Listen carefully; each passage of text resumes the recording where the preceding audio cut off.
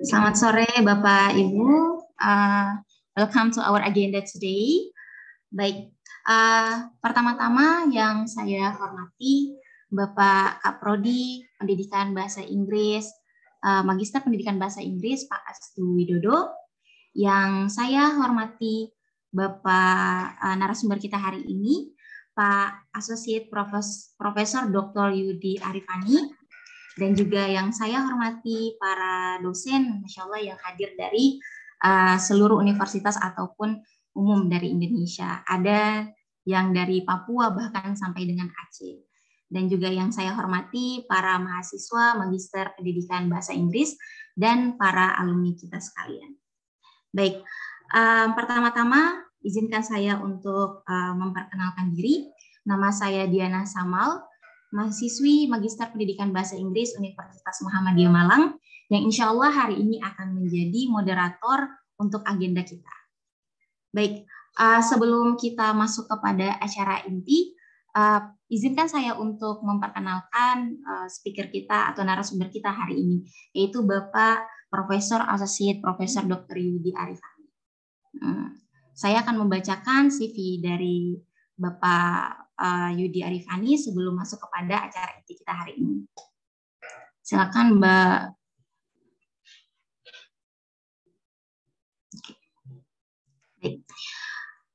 Profesor Associate Profesor Dr. Yudi Arifani adalah dosen dari Universitas Muhammadiyah Gresik dan juga Universitas Institute of Science, Innovation, and Culture Thailand. Jadi Pak Profesor Dr. Yudi Arifani ini bukan hanya mengajar di Universitas Muhammadiyah Gresik Indonesia, tetapi juga mengajar di salah satu universitas ternama yang ada di Thailand. Untuk education history sendiri, Pak Arifani ini adalah salah satu alumni kita di undergraduate level, yaitu Universitas Muhammadiyah Malang, English Education Department pada tahun 1995 sampai 1999. Kemudian untuk master degree-nya ditempuh di Universitas Negeri Malang tahun 2002 sampai 2006. Dan untuk PhD level itu ditempuh di Universitas Negeri Malang pada 2007 sampai 2012. Nah, untuk experience, position, dan experience ini ada banyak sebenarnya Bapak Ibu, tapi di sini kami hanya meletakkan beberapa karena mungkin tidak akan cukup slide ini jika menampilkan semua isi CV dari Pak Profesor Dr. Yudi Arifani ini. Baik, untuk yang pertama, Pak Profesor ini adalah juga menjadi salah satu reviewer of 8 reputable international journals, dari Q1 sampai juga another reputable journals. And Pak Profesor Dr. Yudi Arifani juga menjadi National Reviewer of Research Joint Directorate Research, Technology and Community Service atau DRTPM di Kemendikbud-Ristek Dikti tahun ini November 2022 sampai sekarang. Kemudian juga menjadi National Reviewer of Research Grand Director Research and Community Research Service atau DPRM di Kemendikbud-Ristek Dikti tahun 2017 sampai tahun 2021. Dan juga writer of 19 articles in reputable international journals. Baik teman-teman, untuk setelah acara ini kita masuk kepada acara inti kita, yaitu pemaparan materi dari Bapak Profesor Associate Profesor Dr. Yudi Arifani, dan kemudian kita masuk kepada sesi question and answer. Baik Bapak, kepada Bapak waktu dipersilahkan.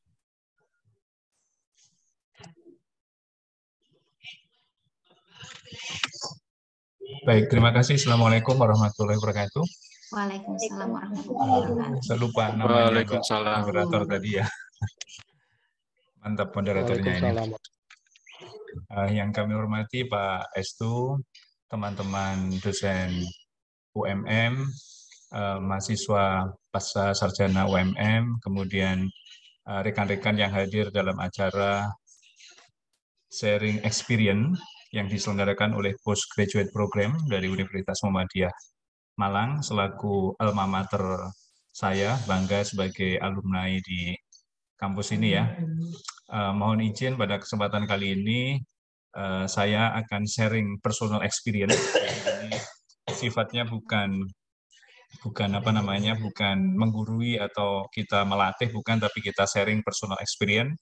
Kebetulan saya juga selaku editor dari Call IJ ya. Call IJ itu jurnal Scopus Q1 dari Asosiasi Apakol, kemudian juga reviewer di SSCI Journal, juga sekaligus selaku autor. Jadi ketiga pengalaman ini kita coba gabung untuk bagaimana nantinya bisa memberikan motivasi, bisa menginspirasi teman-teman yang sedang studi lanjut. Mungkin ada yang bingung dengan mencari research topik untuk tesisnya, bagaimana research topik untuk tesis itu bisa publishable di jurnal-jurnal yang tidak berbayar, jurnal bereputasi yang tidak berbayar begitu. Ada banyak jurnal yang tidak berbayar, termasuk miliknya mahasiswa saya ya. Itu pernah terbit di Q2 juga tidak berbayar, di Asia TOEFL juga tidak berbayar. Jadi insya Allah semua bisa kita kita bisa optimalkan asal kita bisa mengetahui bagaimana triknya ke depannya. Baik, mohon izin untuk share screen sebentar. Oh, saya pakai screen aja ya, biar tidak nutup-nutup. Baik, sudah kelihatan apa namanya slide-nya? Sudah, Bapak. Oke, terima kasih. Jadi, saya sebelum masuk ke dalam systematic literature review, di dalam quantitative ataupun qualitative research, ini mungkin akan saya sampaikan di terakhir. Kenapa terakhir? Karena proses di dalam menulis itu ada tahapannya, dan tahapan systematic review ini cukup menantang ya. Mudah, cuman paling menantang adalah mencari referensi, karena tantangan ke depan adalah jurnal-jurnal yang close access. Jadi jurnal-jurnal Elsevier, SSCI yang baru-baru itu kan close access, itu yang membuat kita kalah sama penulis-penulis luar untuk menulis systematic literature review. Nah, ini alasan kenapa saya berikan terakhir, namun tetap bisa. Cuman orang-orang Indonesia saya belum menemui ya yang menulis systematic review, publish di jurnal-jurnal SSCI, atau jurnal-jurnal Scopus itu masih sangat jarang sekali. Nanti akan kita balik, kita prosesnya inverted begitu, bagaimana kita menulis systematic review di akhir nanti setelah mengetahui pentingnya critical perspective author di dalam menulis. Kata kunci yang kita harus pegang adalah critical perspective author. Jadi bagaimana kita sebagai author, sebagai readers, itu kita bisa menjadi critical readers. Jadi readers yang kritis itu seperti apa? Itu harus dikuasai dulu. Kalau itu sudah menguasai, kita banyak baca, maka kita akan mudah untuk menaruh critical perspektif kita di sebuah artikel, kemudian kita mampu untuk menghasilkan novelty. Itu yang wajib dikuasai. Baik, kita masuk ke, nanti sesi ini saya bagi menjadi beberapa sesi begitu, ada beberapa bagian poin. Poin yang pertama mungkin bagaimana menaruh critical perspektif kita sampai mengetahui potensi-potensi di UMM ini, ada LC-nya, ada ISP-nya, ada AMCOR-nya, ada PPG-nya, ada mahasiswa S2-nya sendiri, yang itu banyak potensi yang tidak dimiliki oleh orang lain. Bagaimana mengoptimalkan hal tersebut, kemudian kita bisa munculkan topik-topik yang terkait dengan potensi-potensi yang ada. Kemudian pada bagian kedua, saya akan coba sampaikan bagaimana menuangkan potensi-potensi tersebut dari berbagai cara. Sebenarnya ada 10 cara ya, cuman saya berikan 3 cara aja bagaimana cara menemukan topik yang publishable begitu, yang mengandung unsur novelty. Kemudian nanti di sesi ketiga, kami akan berikan contoh, sesi kedua, berikan contoh tentang bagaimana qualitative article itu, literature review-nya seperti apa, kemudian intronya, critical perspektif kita seperti apa, bedanya di mana. Kemudian pada bagian ketiga nanti ada topik yang ada systematic review, bagaimana kita menulis systematic review yang kualitatif sama kuantitatif sekilas, sama kita berikan topik-topik yang mungkin bisa diambil oleh mahasiswa ataupun yang bisa diberikan dikolaborasikan oleh Bapak Ibu UMM semuanya, agar kita nanti bisa semakin bagus kolaborasinya begitu. Jadi setiap presentasi pasti saya berikan topik-topik yang ada nilai novelty-nya, yang siap dikembangkan. Bahkan yang sudah ada introduction dengan novelty-nya sudah ada di dalamnya, itu nanti bisa Bapak Ibu kolaborasikan gitu. Misalkan ada yang ingin, silakan menulis literature review, kirimkan ke kami. Nanti kalau bagus kita masukkan sebagai entah mau first author ataupun second author ataupun co-author, nanti itu gampang. Yang penting kita selesaikan satu artikel yang kita tulis bersama nantinya. Itu harapan kita ke depan sama apa yang akan saya share hari ini. Kemudian kita masuk yang pertama. Ini mohon maaf Mbak Moderator, namanya siapa? Nama saya Diana, Pak. Mbak Diana. Mbak Ya. Diana, ini saya izin bertanya, pernah nggak ini mensummary atau mensintesis artikel spesifik? Minatnya apa untuk riset? Sudah lulus ya dari S2-nya UMM? Belum, Pak. Masih di Belum, oke. second semester. Kira-kira minatnya apa untuk riset? Lebih suka sering ke kuanti sih, Pak. Kuanti, topik yang disukai? Biasanya ini, Pak, kuasi eksperimental gitu-gitu, Pak. Oh, itu desainnya. Kalau topik-topik yang mau digarap, bidang garapannya yang mau diuji, apa scaffolding, apa CLIL, apa ISP, apa kira-kira? CLIL sering, kemudian pernah di ISP juga, Pak. Oke, baik. Dua itu ya. Sekarang ini biar interaktif begitu ya, biar ada komunikasi dengan yang lain. Pernah tidak mengumpulkan artikel dengan CLIL dalam 10 tahun terakhir dari jurnal-jurnal yang bereputasi? Kalau 100% bereputasi tidak ya Pak, tapi dia nyampur dari beberapa. Berarti masih sedang belum pernah ya? Iya Pak. Oke, begitu pula dengan ISP, pernahkah mengumpulkan ISP dari jurnal-jurnal Elsevier yang namanya JIP, English Academic Purposes? Belum pernah ya? Pernah, tapi tidak 100% semuanya. Oke, baik. Nah, ini kalau kita menulis namanya systematic literature review, wah ini belum bisa. Karena syaratnya kita harus mendownload jurnal yang spesifik. Misalkan mau melihat texting itu SMS sama MMS ya dengan vocab. Maka kita wajib mendownload 10 tahun terakhir, bahkan ada yang 25 tahun terakhir, ada yang 20 tahun terakhir, ada yang 7 tahun terakhir. Di bidang spesifik tentang texting sama vocabulary, tidak boleh luas. Facebook, Instagram tidak boleh. Itu pesan dari SSCI. Tapi kalau Scopus masih boleh, jadi nanti ngambil yang texting dengan vocabulary, kemudian Instagram vocabulary itu untuk kelas-kelas Scopus masih boleh. Nanti saya tunjukkan komen-komen reviewer SSCI seperti dari Innovation Language Learning Journal yang kelas tinggi ya, Hayo Rangers editornya, saya juga dikomentari positif, nunggu publish di 2023 nanti. Itu nanti ada trik-triknya di situ. Kemudian yang kedua, sebelum talking about SLR nanti dulu ya. Kemudian apa sih yang saya lihat di UMM yang ada yang others do not have itu banyak. Ada SAJ, ada Amcor, ada CLIL Burina dan teman-teman ini, ada ISP. Di PPG saya sudah pernah publish sekitar 4 mungkin dengan Pak Bayu, dengan Bu Nina juga ya, dengan teman-teman lain tentang PPG. PPG itu jarang nulis. Desainnya sudah unik, didesain oleh pemerintah, itu negara lain tidak punya. Online professional in-service training, tidak punya. Itu kenapa tidak kita optimalkan? Padahal potensi untuk publish di situ banyak sekali. Kemudian ISP. Kalau teman-teman ngamati ISP itu kasihan di Indonesia ini ISP-nya.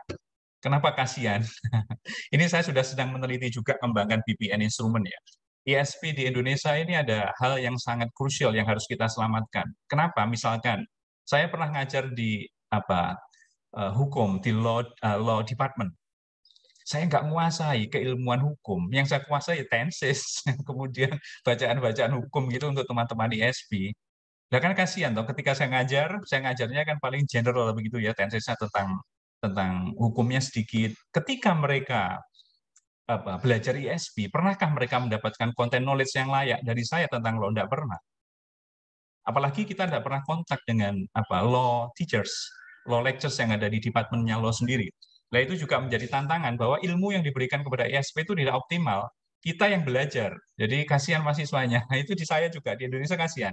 Nah itu perlu tindak lanjut, perlu follow up bagaimana kita research tentang itu agar ISP kita itu beda dengan ISP di Cina, di Arab. Mereka lulusan, saya baca jurnal-jurnalnya ISP Arab ya, Cina.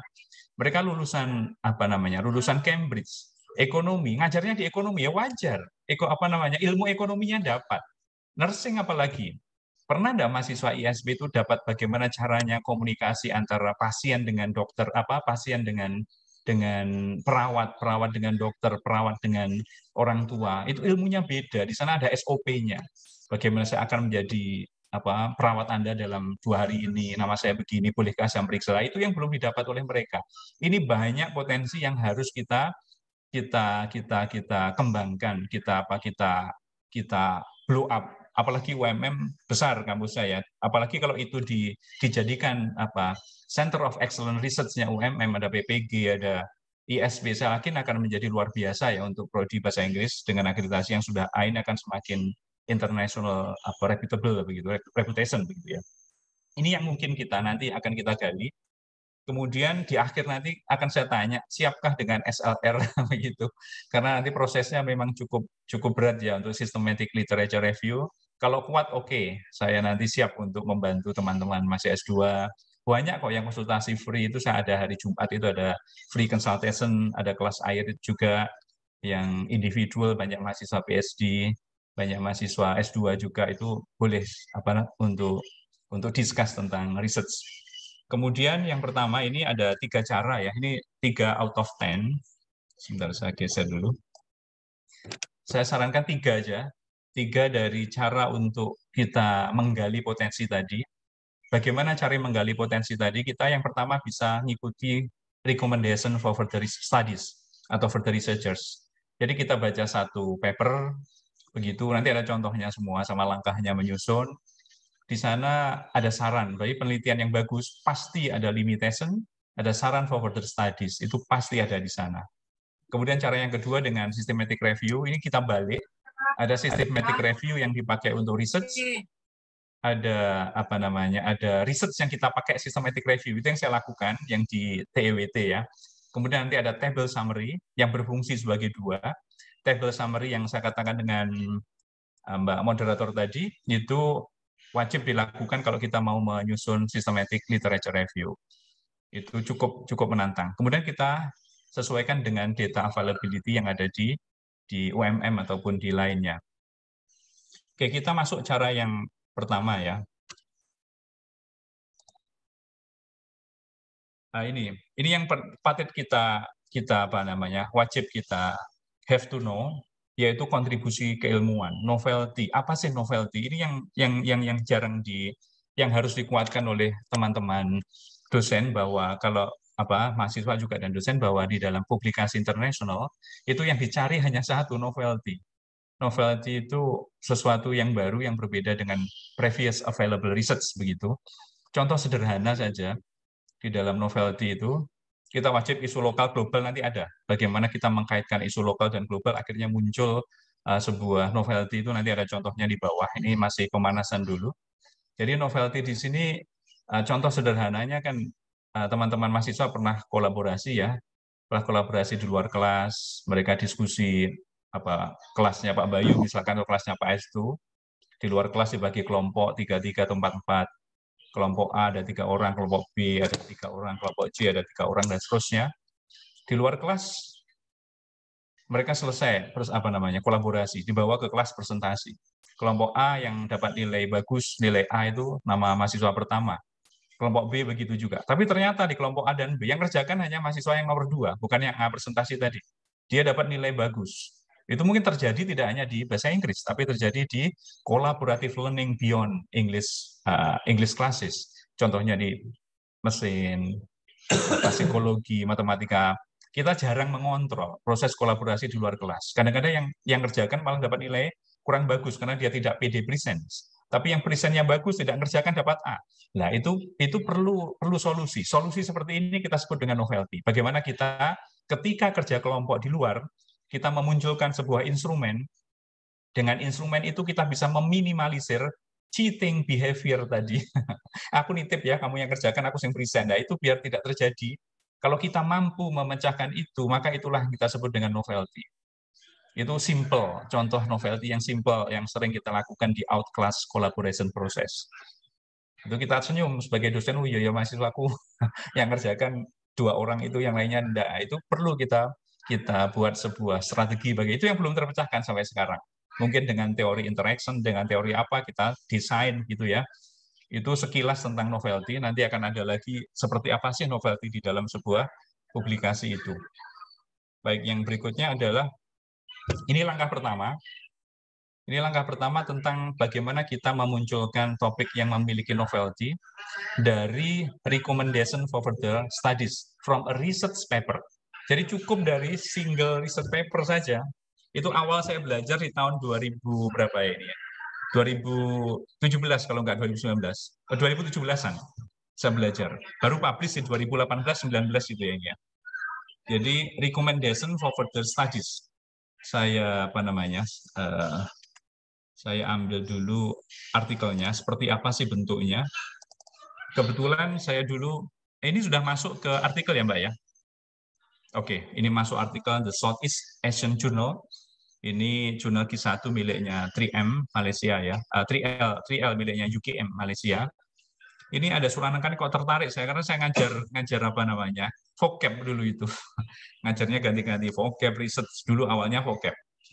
Nah, di sini ada flip model to foster Thai learner second language collocation knowledge. Namanya flip itu kan belajar di luar kelas sebelum pelajaran dimulai atau inverted class itu ya.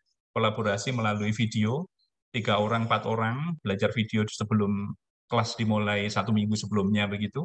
Kemudian diberi tugas, di dalam kelasnya mereka diskusi tentang konsep collocation, diberi pre-post test, selesainya eksperimen ini. Kemudian sarannya apa? Ini isinya tadi ya. Sarannya adalah, sebentar saya geser dulu. Sarannya saya kasih kuning di bawah ini. Suggestion for further researchers adalah ini. Accordingly, in further experimental classroom research, instructor seeking to flip a classroom are suggested to use line. Jadi sarannya simple nih ya, disuruh menggunakan line. Nah ini kalau S2, tanpa ada critical perspective tidak apa-apa, dikasih line gitu aja ini, tambahi ya. Using flip classroom to foster Thai second language learners using line. Tapi itu belum kuat kalau di Scopus betulan ya. Bagaimana agar ini menjadi kuat? Kita cek dulu. Ternyata di sini kolaborasinya seperti yang saya ceritakan di awal tadi. Sebelum masuk kelas mereka diskusi, kita nggak tahu diskusinya seperti apa di luar, siapa yang diskusi. Apakah semua kelompok itu anggotanya aktif? Kita nggak melihat di sini. Ya inilah kelemahan artikel ini menggunakan perspektif kita. Akhirnya karena menggunakan line di Indonesia tidak populer, saya coba pakai WA. Sebentar ini saya ganti lagi. Saya ambilkan dengan WA. Akhirnya terbitlah di Q1 di call IG. Saya tambah WA, jadi grupnya pakai grup WA. Begitu. Kemudian video collocation-nya saya lempar melalui WA, mereka diskusi melalui WA, chat historinya saya cek, saya lihat. Nah, ini sederhana ya. Jadi saya mengkritik bahwa kenapa kok hasilnya sama saja? Mungkin ketika kolaborasi di luar kelas tidak dicek. Saya mencoba menggunakan WA agar bisa ngecek. Kalau nggak pakai WA, masa saya mau ke rumahnya si A, ngecek apakah mereka kerja betulan, ke kelompok B yang letaknya berjauhan, tidak mungkin. Impossible to have face-to-face assessment, collaboration assessment, nggak mungkin. Akhirnya saya gunakan itu. Nah, kita balik ke slide-nya. Ini sekilas saja. Kita balik ke slide-nya. Nah, akhirnya dengan itu kita muncul topik tadi, the application of small WhatsApp group and individual flip to boost EFL learners collocation mastery. Collocation-nya sama, kemudian videonya berbeda karena saya nggak dapat video dari mereka ya. Saya download sekitar 8 video untuk pertemuan 1 sampai dengan 8, totalnya 10 dengan pre-post. Kemudian saya tambahi, apa sih critical perspektif kita? Jadi hasilnya Suranan Karin tadi, no significant difference between experimental sama control group. Yang satunya belajar, yang eksperimen itu belajar di luar kelas dengan video, yang control group belajar videonya di dalam kelas pada saat kelas dimulai. Jadi bedanya di situ. Terus kemudian ternyata hasilnya sama. Maka saya coba, maybe not all students equally collaborate. Mungkin di luar kelas mereka dugaan saya aja. Kan boleh kita mengkritik begitu. Kemudian fokus on learning score rather than process. Jadi kelemahannya Suranan Karin ini 2020 ini, 2018 ini. Jadi dia tidak fokus pada proses, tapi pada produk learning. Itu bahaya. Padahal proses itu berpengaruh terhadap learning. Itu yang kita pakai di klaim di sini. Critical perspective nanti isinya wajib itu. Alternatively, we applied WA as one of popular mobile apps in Indonesia untuk assess itu. Nah, ini artikel saya punya kelemahan. Kalau misalkan teman-teman mau nulis, kritik aja punya saya. Tidak jelas cara landasan untuk mengakses out-class collaboration, nggak jelas sama sekali. Nggak ada landasannya. Mungkin bisa pakai landasannya Vygotsky, landasannya siapa tentang interaction model atau apa. Bisa dikritik nantinya. dan tidak tampak di artikel saya walaupun sudah mulai. Itu bisa mudah juga, ini sangat mudah riset ini kalau dikritik seperti itu. Kemudian bagaimana menuliskan intro kalau kita sudah menemukan author critical perspective, sudah menemukan kritik terhadap saran dari previous study tadi. Nah, enak, kita ikuti modelnya siapa? Swale ya. Swale itu ada tiga move, opening, body, closing ya. Ini yang kadang-kadang teman-teman menulis intro sama apalagi literature review nanti akan lucu, kelihatan lucunya. Jadi intro itu move-nya wajib ada yang namanya establishing needs atau counterclaiming kita. Jadi yang kita kritik di sini tadi, maaf di A ini, our critical perspective atau gap, pindah ada di sana. Jadilah novelty-nya untuk intro ada. Itu kita pindah diuraikan. Tentu tidak dipindah seperti itu ya, tapi kita kembangkan menjadi bahasa yang bagus ya. Kemudian kalau sudah begitu, kita akan membuat sebuah cerita original. Kalau Suranan Karin tadi traditional flip, kemudian kita adalah mobile based flip atau dengan WA flip, maka akan ada dua cerita yang jejer, sama-sama berkualitas. Satunya yang tradisional, satunya yang baru, yang kita memiliki novelty. Kalaupun hasilnya sama, itu tetap miliki novelty. Kenapa? Karena sudah beda desainnya. Artinya memberi kontribusi keilmuannya sudah sama. Sama-sama memberikan kontribusi. Oh, kalau tradisional kontribusinya begini. Kalau baru novel kontribusinya begini, walaupun hasilnya sama. Kan kita melakukan penelitian yang berbeda, itu novelty-nya tetap ada. Jadi di dalam sekarang bagaimana menuliskan intronya. Nah, intro ini tidak sulit. Saya paling suka membuat intro sama literature review. Jadi kalau sudah tadi melihat Surana Karin collocation di awal, ya kita ikuti aja pentingnya collocation. Kemudian bilang bahwa collocation itu vital, tidak hanya bagi native, tidak hanya bagi IFL, bagi native pun collocation susah. Itu yang dibilang oleh Surana Karin. Nah sayang, saya lihat nomor 2 ini, yang merah ini novelty yang milik saya. Jadi saya lihat penelitiannya Bu Susana Puelju dari UM, dari lain-lainnya, itu mereka mengukur saja. Collocation itu sulit. Native aja kesulitan, apalagi kita. Kemudian researchers kok hanya mengukur. Misalkan kemampuannya collocation mahasiswa S2 itu level A, level B, level C. Kan aneh tuh ini. Nah, ini kita bisa jadikan sebagai sebuah alur di dalam establishing territory ini atau opening atau general statement itu yang menarik. Kemudian kalau begitu karena sulit kok diukur. Nah, karena itu adalah orang yang memulai menerapkan strategi agar collocation bisa dipelajari dengan mudah dalam kelas, yaitu Surana Karin tadi. Namun sayang, baru masuk ke yang sini. Nah, itulah jadilah intro. Itu jadi intro yang bagus. Kemudian yang terakhir, kita tinggal nulis bagaimana tujuannya. Therefore, a mobile application is offered in this study as an online media to devise to assess student process outside classroom. Maka kita hadirlah dengan tujuan yang berbeda ini. Ya, ini sekilas isinya daripada introduction untuk kuantitatif. Ingat, kritik di dalam kuantitatif itu ada 10 sebenarnya, tapi tidak saya sampaikan semua. Contohnya methodological kritik. Instrumennya tidak sesuai. Misalkan TPACK dari Mitra Kohler, itu saya cek lulusannya dia itu adalah educational technology. Nggak cocok untuk IFL. Kita bisa ngeritik itu. Kita bisa ngeritik small size number. Kita bisa partisipannya small, sampelnya small misalkan, atau durasi eksperimennya pendek atau lainnya. Itu kita bisa pakai kritik untuk kualitatif ya. Jadi ini sekilas tentang kualitatif. Di sini tadi paparkan previous study yang mengukur 5 orang. Kemudian yang methodology flaws, tidak melihat kolaboratif proses kita berapa orang. Yang sudah strateginya hasilnya mix berapa. Nah, itu kita taruh di sana. Jadilah intro sekitar 500-600 kata, 700 sudah cocok itu ya untuk opening artikel kita. Ini di bagian introduction. Ingat gap-nya tadi ya, gap-nya bahwa out-class collaboration tidak di-assess. Kita harus datang dengan assessing out-class collaborative process. Itu wajib. Nah, sekarang bagaimana? Ini yang banyak salah di dalam literature review. Literature review itu namanya review itu harus ada critical perspective dan link. Harus link dengan intro. Kalau nggak link, organisasi tulisan kita nggak bagus. Jadi kita mau ngomong kemana, nah, bahasa singkatnya di dalam literature review itu adalah penjabaran daripada gap kita di dalam introduction. Dibuktikan di sini. Jadi di dalam opening ini seninya ya, ini yang saya sukai dari Lee Chu-min itu menulis di LLT Language Learning Technology miliknya Hawaii University, artikel jurnal terbagus untuk bahasa Inggris ya. Sekelas dengan Cambridge sama Recall dan lain-lain itu ya. Nah, di sini ini harus melakukan summary tadi atau dari literature review. Itu wajib punya kita. Jadi kita ngumpulkan bagaimana flip classroom yang berbasis mobile, yang berbasis tradisional sama yang mobile selain WhatsApp itu seperti apa. Kemudian kita buat tesis, kalimat pengantar. Kalau kita dulu belajar essay, saya dulu nggak lulus S3 itu tulis essay, ngulangi ya. Tesis statement itu salah-salah, kita buat.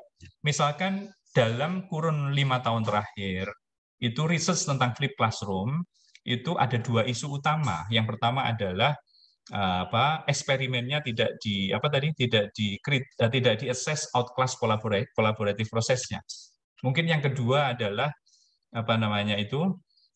vocabulary atau collocation yang dipilih itu tidak berdasarkan kontekstual, bisa. Kalau mau itu dimasukkan boleh.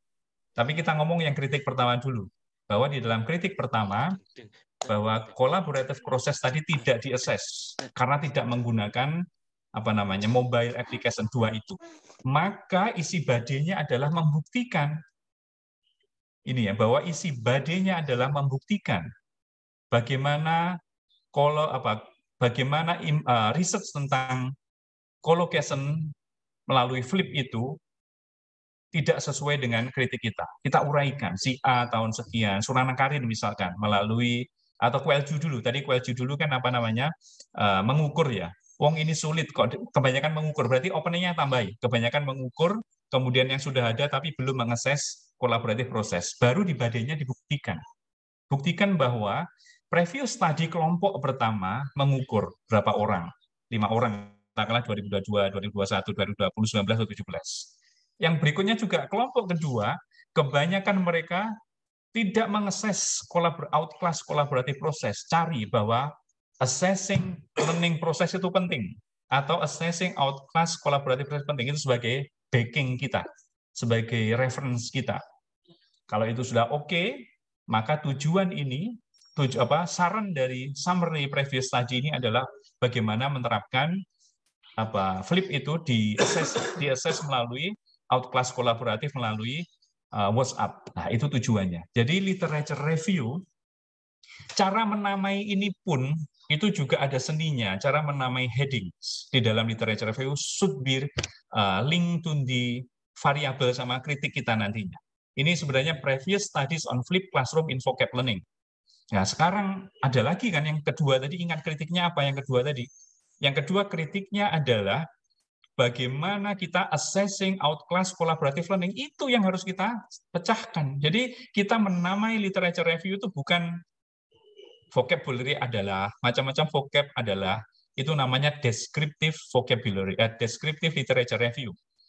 Descriptive writing, bukan literature review, bukan review. Jadi dia, kalau review itu harus beyond, ada critical perspektif kita.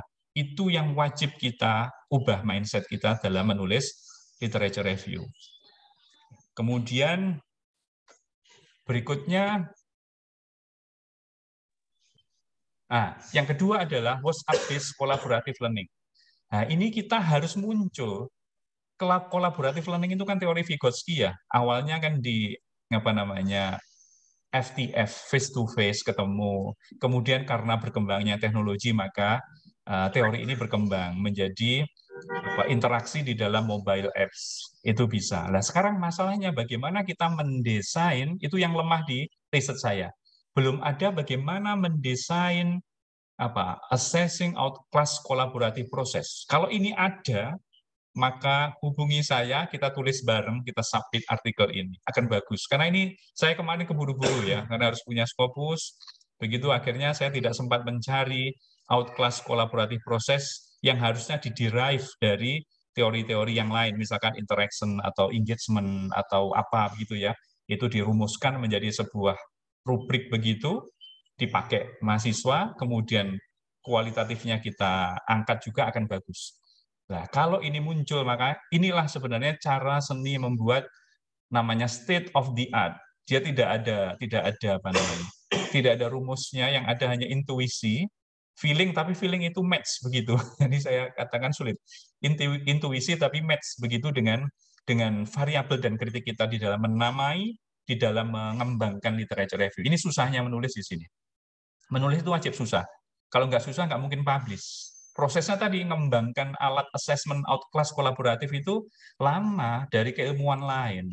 Kalau nggak seperti itu, nggak mungkin publish. Jadi teman-teman jangan, wis yang mudah-mudah nggak ada. Yang ada seperti itu. Jadi levelnya yang ada di dalam publikasi seperti itu kalau mau bereputasi. Ini contoh literature review bagian kedua. Tadi ada dua ya. Ada yang pertama tadi kan ini, flip classroom in vocabulary learning. Sebenarnya riset tentang vocabulary learning itu kayak apa. Yang ketiga adalah ini. Kemudian kalau sudah jadi, maka kita mencoba bagaimana assessing ya. Jadi masuk ke riset question-nya.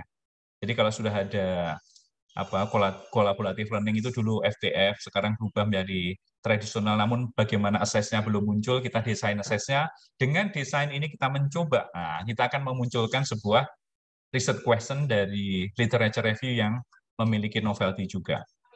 Ini 1-2 tips. Kemudian bagaimana dengan metode mudah sekali?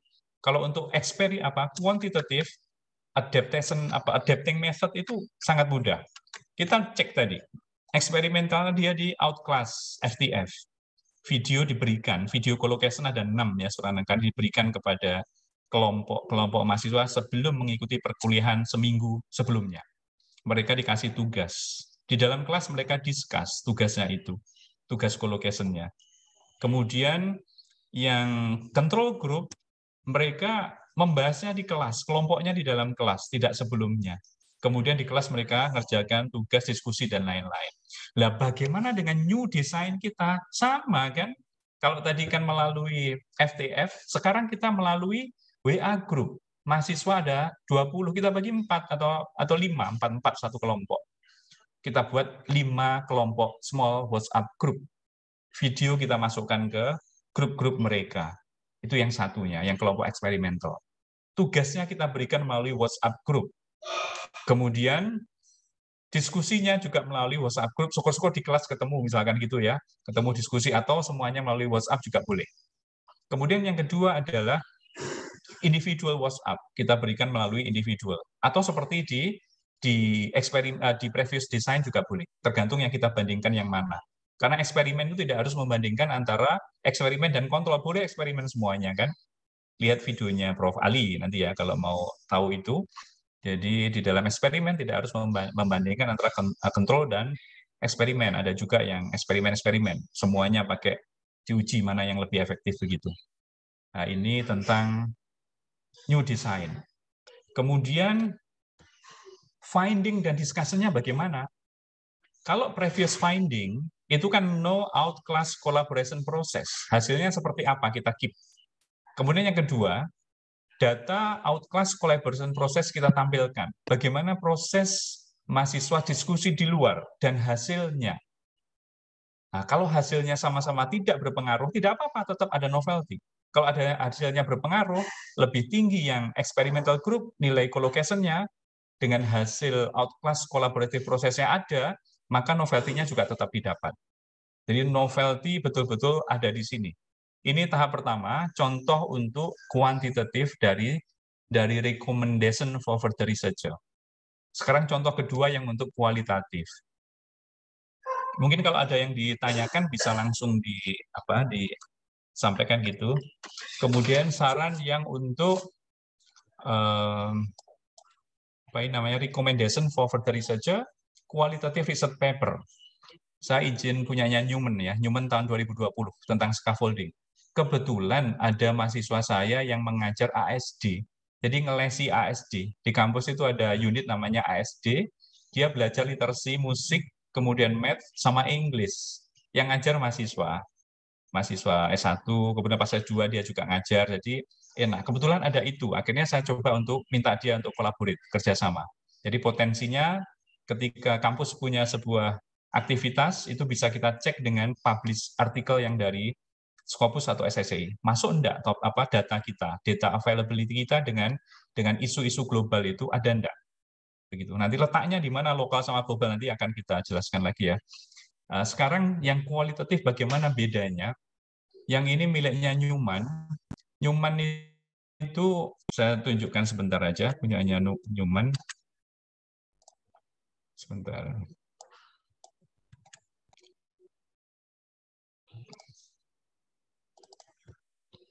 Ini punyanya Newman, sudah masuk ya slide-nya. Punyanya Newman ini Teacher Scaffolding, Preschooler Share Reading with Storybook App and Printed Book. Dia bandingkan antara printed book sama storybook app ya. Jadi dibandingkan sama dia, bagaimana anak-anak belajar belajar bahasa Inggrisnya, scaffoldingnya seperti apa yang dia lihat perkembangannya. Kemudian sarannya ada di akhir sarannya, sebentar. Sarannya ada di sini. Kita selalu melihat saran-saran jurnalnya semua SSCI ya, kecuali yang tadi Scopus. Jadi ambil dari yang SSCI atau Scopus, kemudian ada saran. Examine how teachers can best scaffold yang children emotional. Tapi karena emotional belum saya teliti, saya tertarik dengan scaffoldingnya vocabnya anak-anak ASD, maka ini bisa Bapak Ibu jadikan topik yang kedua nanti. Mahasiswa yang sedang studi bisa melihat emosionalnya teachers atau learners-nya ketika scaffold dengan guru dengan anak ASD menggunakan e-reading apps, e-story apps gitu ya. Nah, ini bisa diteliti juga. Dari saran seperti ini, akhirnya saya hadir dengan ini, dengan case study of EFL Teacher Scaffolding of an ASD Learner Share Reading with Storybook App. Jadi ini sebenarnya sudah saya jadikan dua paper ya. Satunya melihat learners-nya terbit di Asia TEFL. Yang kedua ini juga akan terbit di Asia TEFL besok ini 31 Desember. Tapi kerjasama dengan dengan teman-teman dosen dari UHAMKA, Bu Sadiah. Kebetulan subjeknya adalah mahasiswa kita karena saya sudah datang terbit 2, maka ini diambil sebagai first author oleh teman-teman, nggak apa-apa silakan karena sudah ada dan bukan roadmap saya begitu, jadi boleh saya kolaborasikan dan kalau mau nama pertama silakan saya berikan begitu. Jadi dengan kritik bahwa ini sebenarnya ceritanya begini, dulu itu ketika orang tua sama anak sebelum tidur, mereka kan mesti menceritakan melalui buku Si Kancil ataupun Maling Kunda. Nah itu ternyata sudah ada yang meneliti namanya Kurchikova tahun 2014. Di sana muncul teori scaffolding juga. Kemudian Kurchikova meneliti lagi di tahun 2018. Karena printed book bergeser, anak-anak ketika cerita itu sudah nggak pakai buku lagi. Kalau buku kan nggak bisa mencet menu, nggak bisa ada emotionnya, nggak bisa insert apa-apa. Tapi bergeser dengan storybooks apps. Ada Kindle, ada Amazon, ada story reading, story apps ya. Itu banyak free di Google ya. Nah, bagaimana scaffolding? Apakah ada ketika printed book digantikan oleh e-book? Ternyata muncul juga. Akhirnya saya kritik. Nah, kebanyakan yang melakukan scaffolding di printed book sama di e-books itu adalah normal students. Mereka tidak punya communication barriers. Anaknya bahasa Inggris, ibunya bahasa Inggris dari England. Ya lancar mereka komunikasinya. Akhirnya saya coba bagaimana kalau ini terjadi di anak-anak Indonesia yang ibunya nggak bisa bahasa Inggris, dia hanya bisa dengan guru. Berarti saya sebut guru dengan siswa yang memiliki communication barrier. Itu kritiknya. Ternyata publish juga dua-duanya. Jadi keberanian kita untuk menemukan celah ya. Niche itu kan celah ya. Atau gap itu. Lah itu harus kita tuangkan di sini. Kalau sudah begini intronya sama. Cuman kritiknya kebanyakan kalau di kualitatif itu adalah proses pengumpulan datanya. Misalkan kok nggak pakai reflective journal, kok nggak pakai two cycle interview lah. Biasanya sepanjang itu sama konteks. Itu yang sering terjadi kritik. Beda dengan kuantitatif tadi. Kalau kuantitatif, critical perspektif kebanyakan metodologi, instrumen yang dipakai, kemudian apalagi lamanya eksperimental, kemudian teori yang dipakai sesuai apa enggak lah. Untuk kualitatif ini kebanyakan adalah konteks pergeseran konteks, apakah memunculkan teori yang sama, kemudian ada lagi yang tadi proses pengumpulan datanya mungkin tidak melalui, kalau think aloud protokol, mungkin think aloud protokolnya nggak di-guided, sehingga siswa itu di dalam memilih, di dalam menyampaikan idenya, thought mereka, itu tidak, jangan-jangan ada yang penting tapi nggak tersampaikan. Nah, itu proses-proses yang kualitatif bisa kritik. Sedikit berbeda ya dengan kuan ya, ada sedikit bedanya kritiknya. Kemudian sekarang bagaimana menuliskan intro di dalam kual? Ini masih sama ya, dari recommendation for further studies from a research paper. Nah, sama ini kalau move-nya di Swell sama. Kalau sudah bisa yang kuan tadi otomatis sama. Cuman tidak mengarah ke metodologi yang seperti tadi ya, mengkritik apa namanya instrumennya, mengkritik apa lamanya eksperimen, tidak. Misalkan survei dianggap sebagai statik, itu tidak begitu. Ini kalau ngeritik kualitatif bisa begitu. Nah, misalkan begini, kritiknya adalah apa namanya gap kita taruh di body, kemudian bagaimana kita membuat openingnya. Openingnya adalah scaffolding, itu brief definition, itu boleh. Ini nanti ada model SSCI, ada model Scopus dalam menulis ya.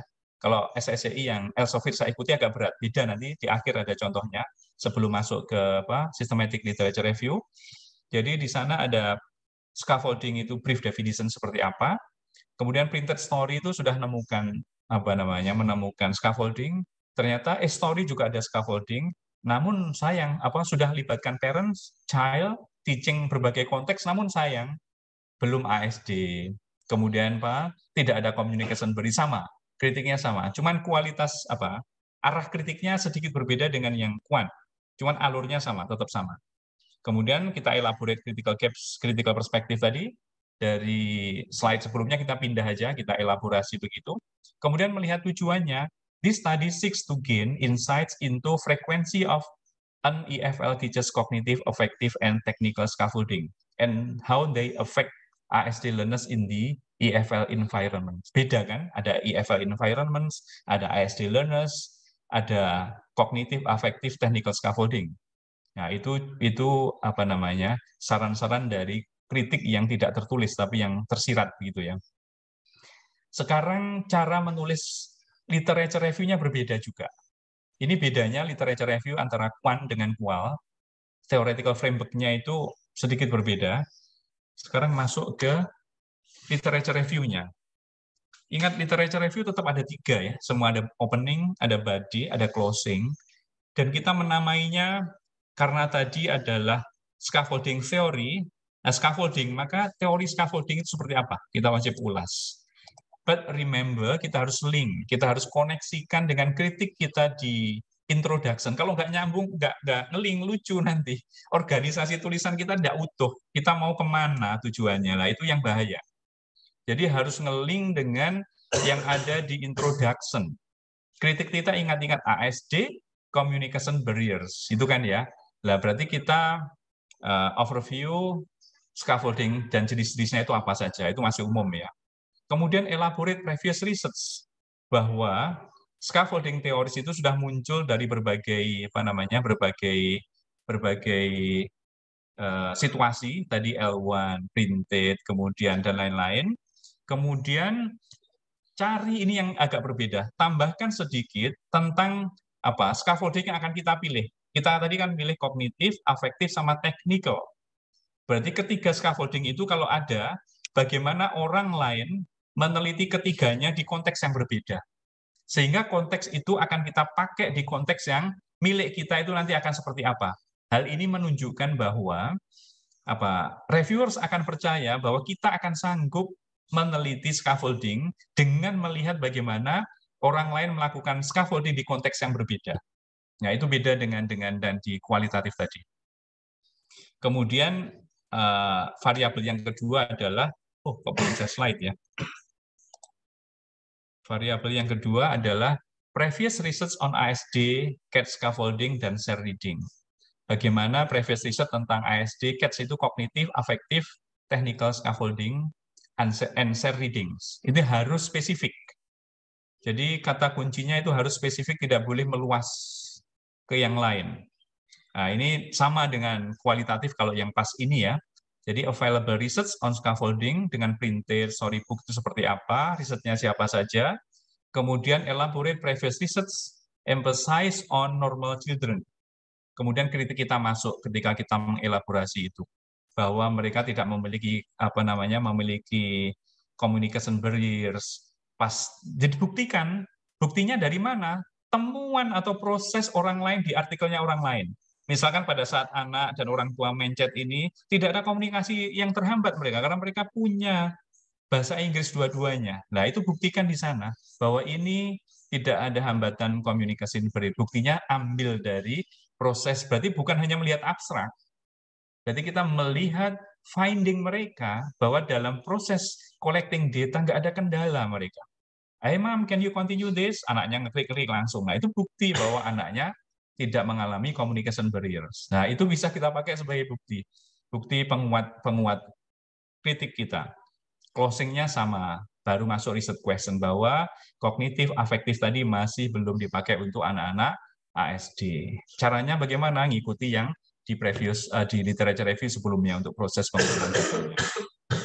Ini adalah literature review-nya untuk kualitatif cara yang pertama, research paper. Kemudian yang kedua, yang ini adalah metode-nya. Metode-nya sama, case study. Sekarang masalahnya di dalam kualitatif adalah bagaimana kita collecting atau kita getting the sample. Bukan sampel ya, kita getting study participants. Lebih sering dipakai study participant atau participants and context. Kalau kita harus melihat bagaimana previous studies itu wajib ya, punya mentoring artikel itu wajib. Mentoring artikel atau guiding artikel yang akan memandu kita. Kalau kita mau membuat case study, kita wajib punya artikel tentang case.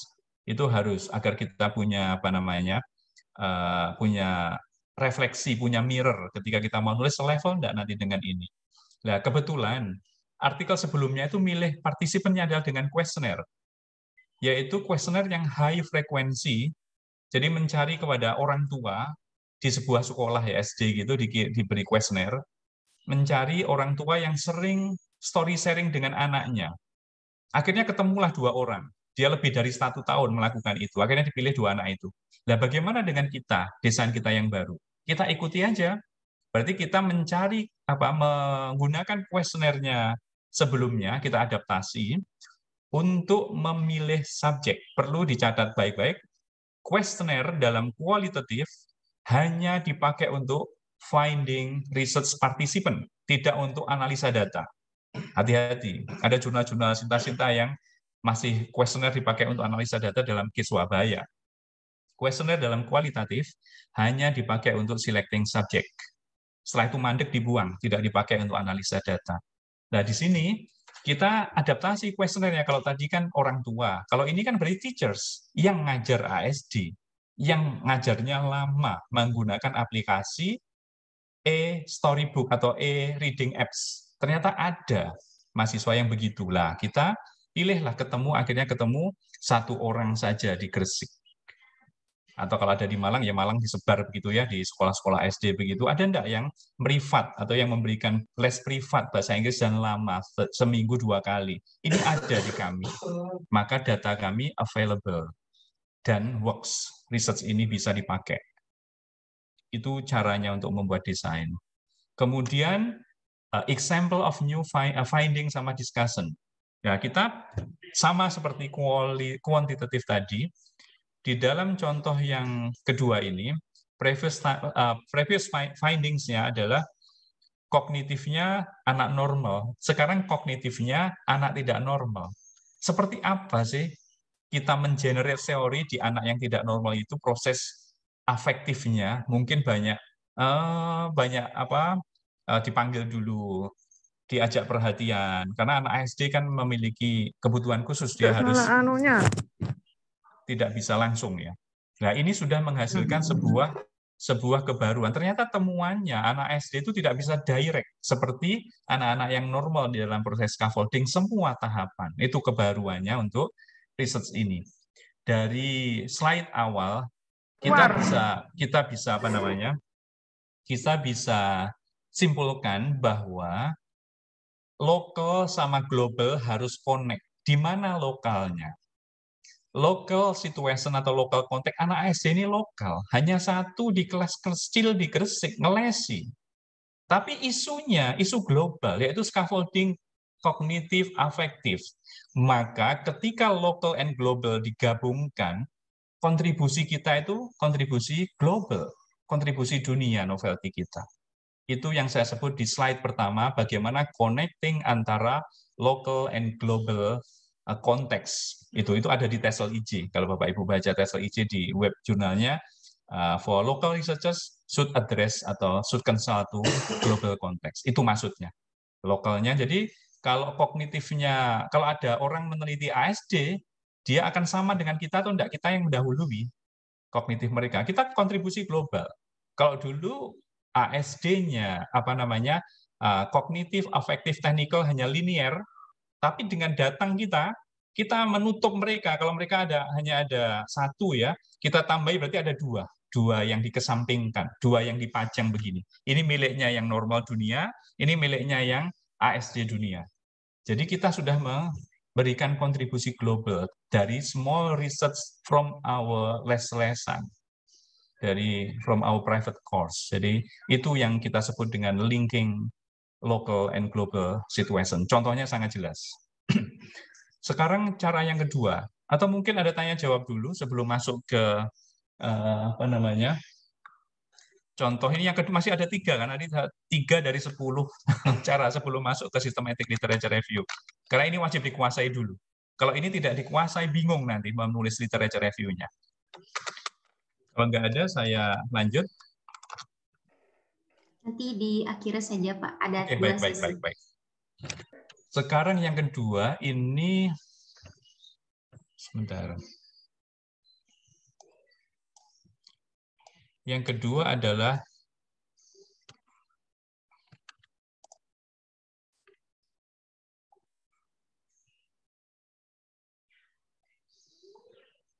research from systematic literature review. Ini mulai masuk ya. Bagaimana systematic review ini cara yang kedua, cara yang paling mudah.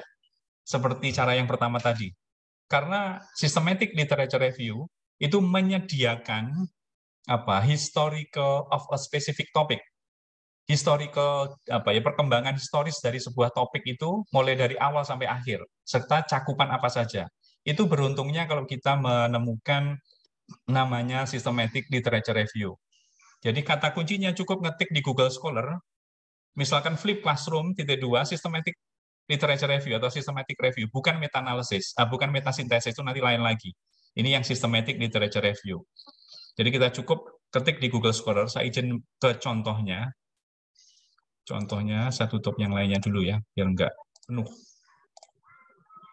Contohnya adalah mana? Systematic literature review TPACK nomor 8 di materi nomor 8. Sudah masuk ya? Nah, ini namanya ada ini critical review atau kadang-kadang dengan systematic review. Dia sudah menyajikan banyak paper di sini. Biasanya ditaruh di lampiran, ini pas nggak ada mungkin. Oh, ini pas nggak ada, tapi dia mereview berapa tahun terakhir ya. Mereview, sebentar. Akhirnya ketemu 14 paper saja dari ratusan sekian setelah dia screening ya. Ini yang kita sebut dengan systematic review atau critical review bahasa lainnya ya. Di sana banyak saran-sarannya di sini. Ini contoh sarannya tentang bisa dicek ini TPACK ya.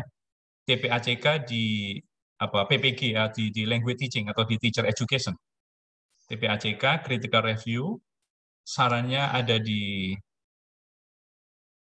awalnya itu oleh Sulman ya 86, kemudian yang kedua adalah siapa itu namanya Misra Kohler.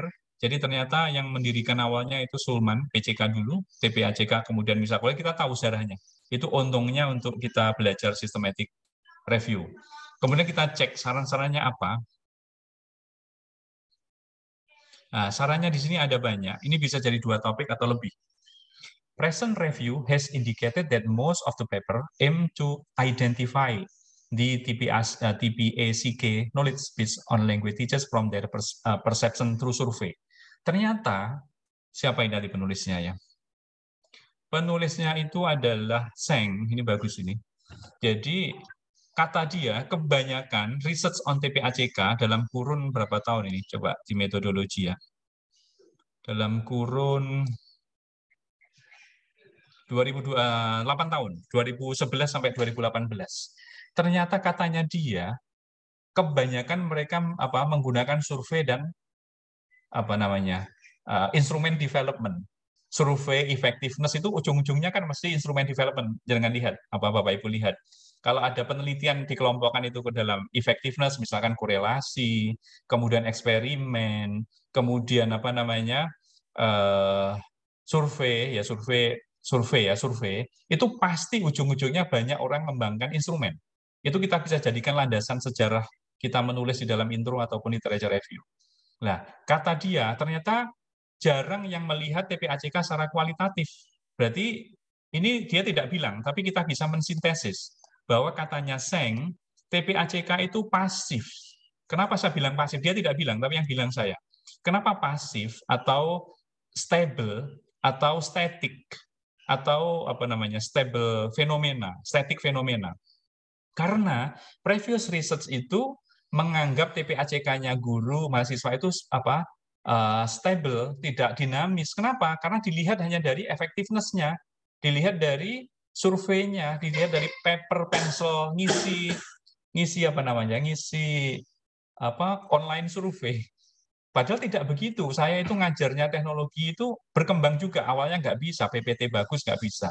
Gunakan ngedit apa video nggak bisa. Padahal itu berkembang lah. Itu kita bisa jadikan sebagai critical perspektif kita. Itu yang kita harus kembangkan dulu di dalam menulis sebuah apa namanya, entah itu systematic review, artikel itu wajib memiliki critical perspektif. Kita harus kritis melihat apa namanya, melihat sebuah artikel itu seperti apa dan kita maknai seperti apa. Jadi ternyata sarannya kalau bisa melihat TPACK kualitatif gitu aja, kasarannya. Tapi kritiknya apa? Ya tadi tidak dinamis karena sebagian besar adalah survei.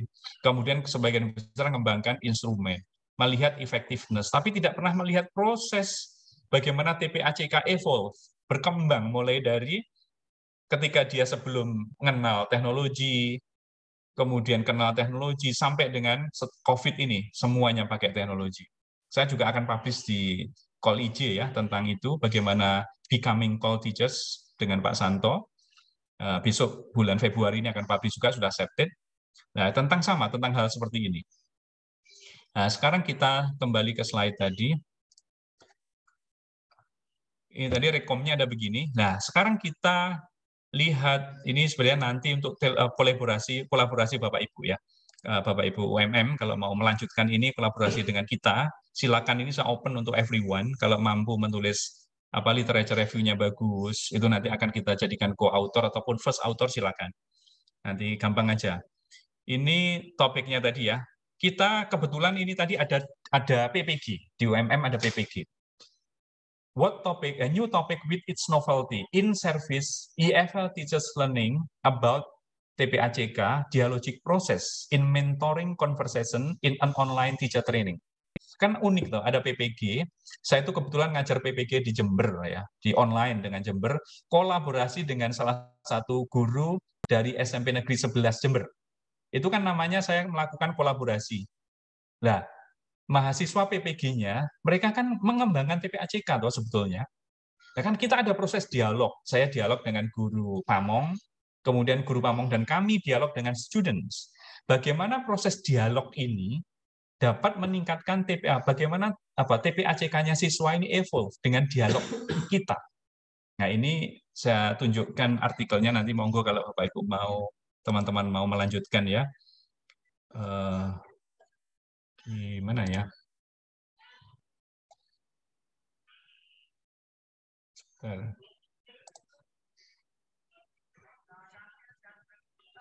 Wah, ini filenya kok tidak saya ikutkan ya.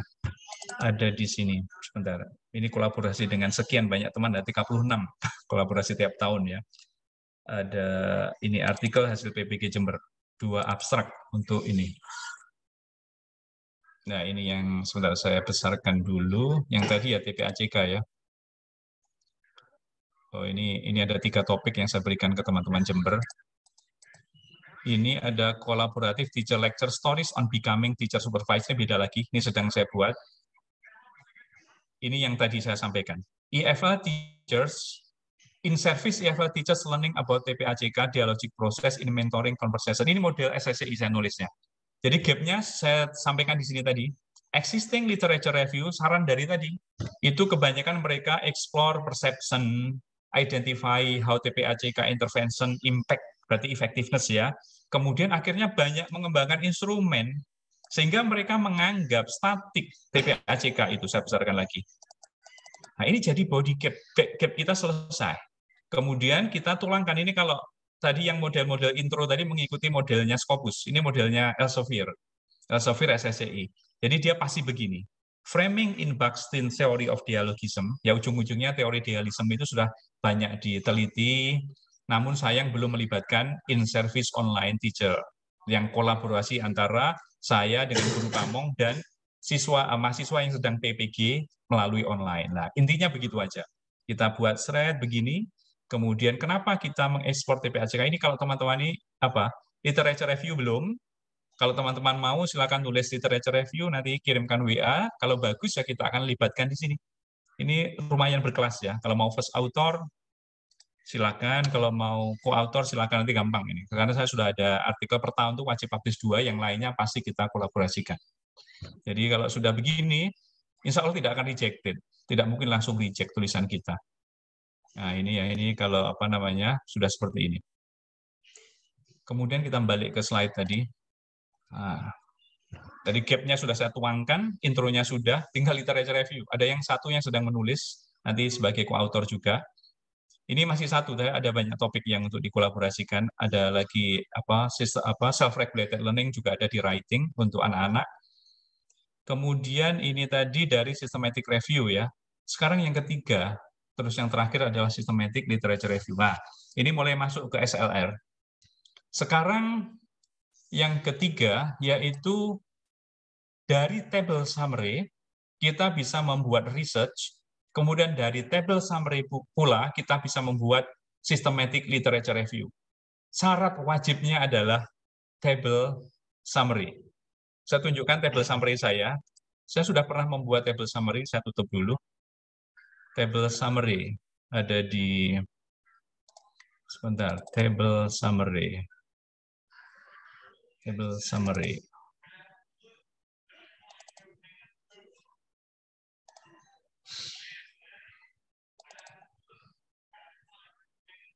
Oh ini. Table summary, saya besarkan lagi. Nah, ini table summary Bapak Ibu. Kebetulan tahun 2000 berapa ini? 20 ya, saya menulis table summary tentang sebenarnya texting ya. Ini saya tulis aja ini. Oh, nggak bisa, karena harus edit. Ketutupan ini nggak bisa saya, sebentar. Oh, enable editing. Ini sebenarnya texting and vocab. Tapi karena susah mencari, akhirnya yang Instagram, yang lain-lainnya saya pakai. Sehingga ditolak sama call ini. Tapi diterima tanpa revisi di TWTQ 1. Ini ditolak sama call journal tadi ya, Taylor Francis ya. Karena tidak spesifik. Nanti saya tunjukkan alasannya kenapa harus spesifik. Saya besarkan lagi. Ini texting and vocab. Mulai 2008. Saya geser ininya dulu. Sampai dengan tahun 2020. Jadi 12 tahun terakhir saya review tentang ini. Kemudian saya tulis temanya mobile apps ya, harusnya texting spesifik. Tapi karena kesulitan saya nyari yang agak luas. Kemudian ada mulai di mana ini vocational ya, SMK, tujuannya pakai SMS, pakai apa. Kemudian ada kelemahannya. Setelah itu kita coba Kita coba kelompokkan, lihat trennya, apa sih kelemahan sebagian besar ini. Ternyata dari 2008, 2009 sampai 2020 itu saya simpulkan mereka itu dalam memberikan vocab ada 2 kelemahan, yaitu tidak kontekstual, ada yang individual vocab. Padahal kan menurut SLA theory, belajar vocab kalau individual atau in isolation itu tidak efektif kan. Kemudian itu kelemahan pertama. Kelemahan kedua adalah one way. Jadi researchers atau teachers itu mengirimkan SMS mengirimkan vocab kepada SMS-nya siswa, kemudian kadang-kadang memilih artinya, jadi disuruh menemukan artinya menjodohkan gitu loh, matching gitu. Go artinya apa, dikirimkan balik kepada researcher. Itu kan aneh, menyalahi self-regulated learning sama active learning. 3 itu kritik saya. Akhirnya terbitlah di TWT Terbitlah di sini. PWD nomor berapa? Terbit di nomor 6. Nah, ini sama Pak Jumadi Lambung Mangkurat. Mereka ingin bahasa Indonesia padahal ini. Pak, saya ingin Scopus ya sudah gabung ya. Ini tanpa apa namanya? Minor revision, hanya language problem kemarin itu. Jadi tanpa konten ini yang bahaya. Kalau ngajukan Javung, kalau tidak ada, ini bahayanya kalau kita agak close to perfect dalam menulis itu ya. Revisi substansial kadang-kadang nggak ada, nanti dianggap sebagai sesuatu yang tidak bagus, tidak ada proses review. Nah, karena memang kualitasnya sudah bagus, ditolak di call karena tidak spesifik. Saya buat di Scopus langsung masuk tanpa substansial revision, langsung accepted, hanya format-format sama lainnya. Hanya menghapus satu kalimat yang nggak nyambung itu aja. Ya, itu bahayanya juga ya. Tapi mudah-mudahan nggak bahaya ya, karena belum diajukan untuk pengajuan guru besar ya. Jadi itu manfaatnya kita membuat table revision. Bagaimana caranya? Ini ada di slide. Table summary atau summary table ya. Itu kuantitatif tadi, texting vocabulary sudah melihat punya saya ini. Nah, ini not specific, ini komen saya sendiri. Not specific SMS MMS, but it involve mobile app as well. Nah, saya berikan contoh kenapa kok nggak spesifik. Kalau sudah SMS sama vocab, pilihlah yang SMS sama vocab. Kalau sudah dialogism dengan collaboration, pilihlah dua itu, jangan yang lain. Ini ada saran dari reviewer top ya, SSCI. Ada sarannya dari Revision Real. Ini Hayo Rangers, ini luar biasa orang beliaunya ini. Saya tunjukkan di sini, saya besarkan. Ini saya ngembangkan untuk ISP ya. ISP kan kasihan ya. Ini ISP saya mencobakan bagaimana ISP nanti bisa connect antara misalkan nursing, connecting antara learners dengan perawat, connecting learners dengan dokter, connecting learners dengan orang tua itu melalui BPN, Basic Psychological Needs. Sedang saya kembangkan, di review, nunggu pengumuman aja. Syaratnya ini, I have read the paper, mesti nggak langsung di-reject kalau kita sudah begitu tulisannya.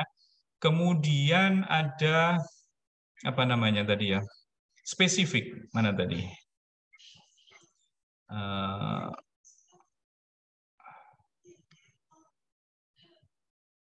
Oke, mana? Ini nomor 2. Literature preview studies has included recent papers. Walaupun tahunnya terbaru, tapi ternyata itu tidak dikagumi. Karena ini ada Tian, ada Turk tahun berapa ini, itu tidak relevan, tidak di bidang language. Jadi BPN yang miliknya Desirian, itu bukan di language, itu tahu dia. Dia membaca konten saya, jadi kutipan saya itu dicocokkan dengan artikelnya yang saya kutip. Ternyata dia nyarankan ini, Alamer, ini tadi Alamer ya, itu applied linguistic, ini semuanya ada ternyata. Saya yang kalah dalam hal mencari keyword di dalam Google Scholar. Jadi hebatnya penulis-penulis luar itu begitu, harus spesifik. Kalau kita mau buat kursi, ya harus spesifik. Kursi yang apa? Kursi yang ada lengannya, atau kursi yang panjang. Kalau mau mereview kursi yang panjang, kursi panjang tok, jangan yang ada lengannya. Itu nggak nyambung nantinya. Kecuali kalau nggak ada, baru naik sedikit lagi. Nah, itu katanya reviewernya ini. Dia ngagumi tapi juga komentarnya berat ini. Membuat literature review. Kadang-kadang ada yang tidak pakai literature review, kan imprat gitu kan, dilebur. Dia nggak mau. Wah, ini luar biasa. Tapi sudah saya revisi dan submit. Ini wajibnya spesifik, bukan saya yang bilang, tapi reviewer yang bilang. Makanya saya tuangkan di sini, not specific yet, but it involve mobile apps. Nah, itu kelemahan saya, nggak bisa masuk ke SSCI. Kemudian new topiknya, ini masih yang mana tadi? Ini ya.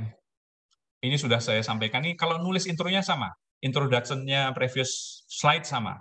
Yang penting kritiknya ini. Most of studies applied one-way model. Again, the concept of self-regulated learning. Against salah ini, melawan ya. Against the self-regulated learning. Saya buat slideshow dulu.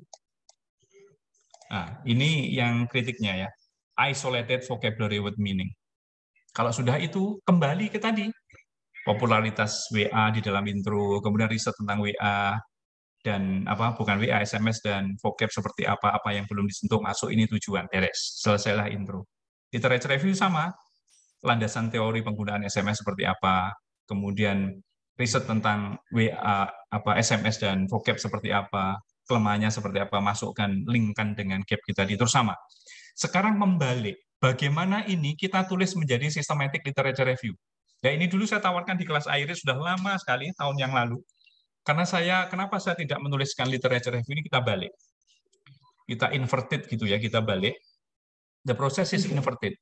Kan sudah ada gap-nya ini. Gap saya sudah ada. Ini sebenarnya temuan dari saya men-summary di table tadi. Kalau kita mau menulis systematic literature review, itu sangat mudah. Berarti yang saya tadi tinggal dibalik aja. Dibalik menjadi seperti ini. Texting-based vocabulary learning in L2 context, a systematic literature review. Bagaimana intronya sama? Intronya adalah, ya texting selama ini adalah vocabulary penting. Karena penting banyak yang menggunakan mobile untuk belajar belajar vocabulary ya. Dalam berbagai bentuknya, ada SMS, ada WA, ada Instagram, dan lain-lain. Kemudian variasi implementasinya seperti apa? Kita thread. Research question-nya apa? What trends can be found in research on language teachers? Kok TPACK? Ini harusnya texting, salah ini, mohon maaf. What trends can be found in research on ini Kwan ya, sebentar, saya salah nulis ini. Iya, ini mohon maaf, ini salah ini saya perbaiki. Saya ganti dulu. On vocabulary.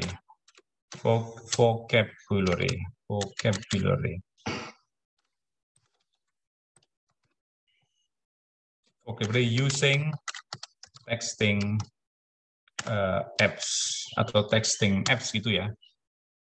Thread, kita slideshow lagi. Nah, berarti kita itu dibalik. Sebenarnya saya sudah pernah membaca 2 researcher miliknya Bai tahun 2018-2020. Yang pertama dia membuat systematic review kayak saya di tabel summary. Kemudian dia membuat riset dulu tentang TPACK, perception. Kemudian dia publish. Setelah publish, dia submit lagi dan publish lagi tentang systematic review di topik yang sama. Artinya apa? Table summary tadi kita bisa pakai sebagai research, kemudian hasil risetnya di dalam literature review kita ubah lagi menjadi systematic review. Dengan gap-nya kita tuangkan nanti ke dalamnya. Berarti kita melihat bagaimana tren di dalam vocabulary, texting vocab, what research area have been addressed. Jadi kita menawarkan lagi, padahal sudah kita lakukan. Jadi kalau kita belum lakukan, kita bisa menuliskan systematic literature review dari tabel summary. Kita kelompokkan dulu, kita kita lihat trennya apa yang disampaikan dari research tentang texting dan vocab, kemudian future researchers recommendation-nya seperti apa. Itu kebanyakan quantitative systematic literature review. Jadi langkahnya tetap dari table summary. Kritik tetap harus ada. Karena itu nanti buat discuss, buat menunjukkan kelemahan, kebaruan. Kenapa systematic literature review saya terlakan di akhir? Karena memang ya lumayan challenging, more challenging than the previous models. Kalau saya tanya Mbak Moderator, maukah melakukan systematic literature review atau yang sebelumnya yang dipilih? Karena sekolah belum paham, jadi yang sebelumnya dulu, Pak. Sebelumnya ya, literature review lebih berat. Jadi sebenarnya table summary tadi itu kita kelompokkannya susah. Kelompokkan berdasarkan metode lama durasi, kelompokkan berdasarkan jumlah vocab yang diberikan, kelompokkan berdasarkan areanya, apakah Europe, apakah Asia, apakah apa, kelompokkan berdasarkan analisanya, kelompokkan berdasarkan hasilnya. Setelah dikelompokkan semua, kita mau apa? Kita mau apa? Mau menyajikan yang mana? Itu yang akan kita pakai ke dalam suggestion for further research sama area yang sudah previous tadi tuliskan. Kalau cara nulisnya sama persis, cuman esensinya berbeda. Makanya wajib bisa menuliskan critical perspective di intro, di literature review tadi, baru kita menuliskan systematic review. Asal teman-teman menulis table summary, dikelompokkan. Setelah table summary ini belum cukup, dinarasikan dalam bentuk paragraf, yang Asia seperti apa, yang Eropa seperti apa, yang American seperti apa, kalau kita ingin mentahu konteksnya. Kalau ingin kita mengetahui metodologinya, maka ada yang partisipannya kecil, ada yang eksperimen, ada yang survei, kelompokkan. Nah, baru kita maknai. Kita ingin membahas yang mana. Kalau kita ingin membahas metodologinya, kita ulas metodologinya. Cara ngulahnya sama persis dengan langkah pertama. Kritik metodologinya, mungkin berbeda-beda waktunya. Lamanya eksperimen ada yang 9 minggu, ada yang 6 minggu, itu relatively small. Kita kritik cari bahwa small eksperimen berpengaruh terhadap validitas hasil. Cari sumbernya, ada semuanya itu. Sama prosesnya. Cuman kita melalui table summary. Yang kualitatif bagaimana? Ini table summary dengan kualitatif juga sudah dilakukan oleh mahasiswa saya, publish tanpa revisi juga. Hanya 3 bulan di jurnal tidak berbayar. Di LLR sini Q2. Ini jurnalnya. L2 ASD Learner Scaffolding Development after long interaction with the mobile story sharing application. Ini sebenarnya awalnya adalah dari table summary. Yang men-summary adalah mahasiswa saya. Jadi masih S2 kami men-summary gitu, terus saya bantu, ini tiap hari bimbingan. Saya senang kalau ada mahasiswa begitu ya, bimbingan siang, pas saya di kantor datang, tambah ini, tambah anaknya ulet. Akhirnya terbit. Jadi table summary tentang scaffolding. Printed book scaffolding story apps sudah dibuat, tapi tidak saya provide di sini karena yang membuat anaknya belum mungkin sudah ada filenya di dia ya, di Mbak Nanda ya, bisa email aja. Kemudian ternyata, ini kok masih ini kritiknya. Saya sebentar, kritiknya di mana ini? Oh, kritiknya yang saya lupa untuk menuliskan. Sebentar.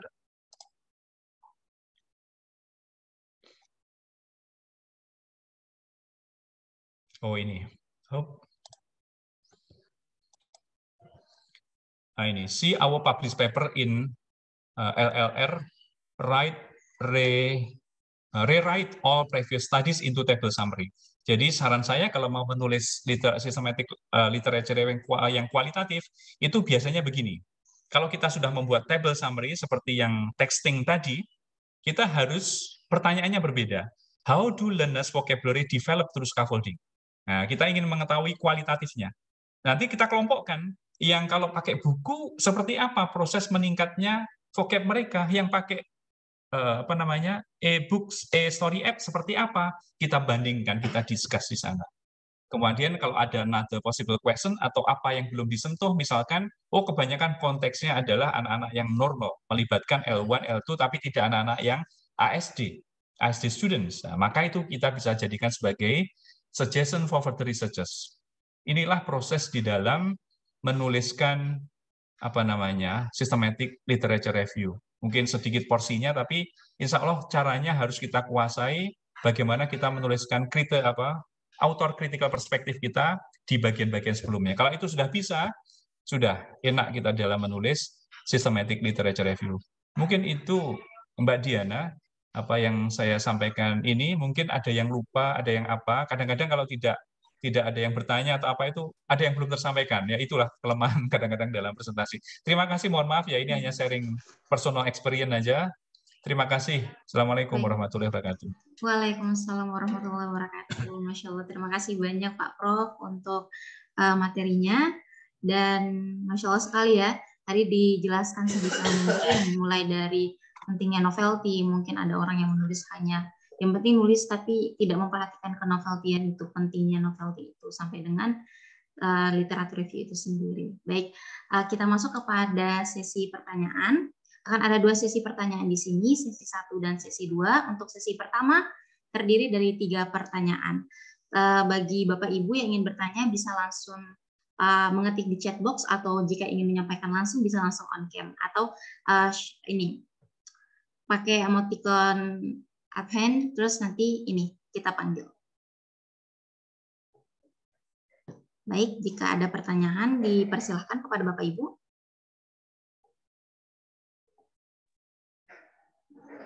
Sudah ada 4, Mbak Diana. Oke, sudah ada 4. Benar.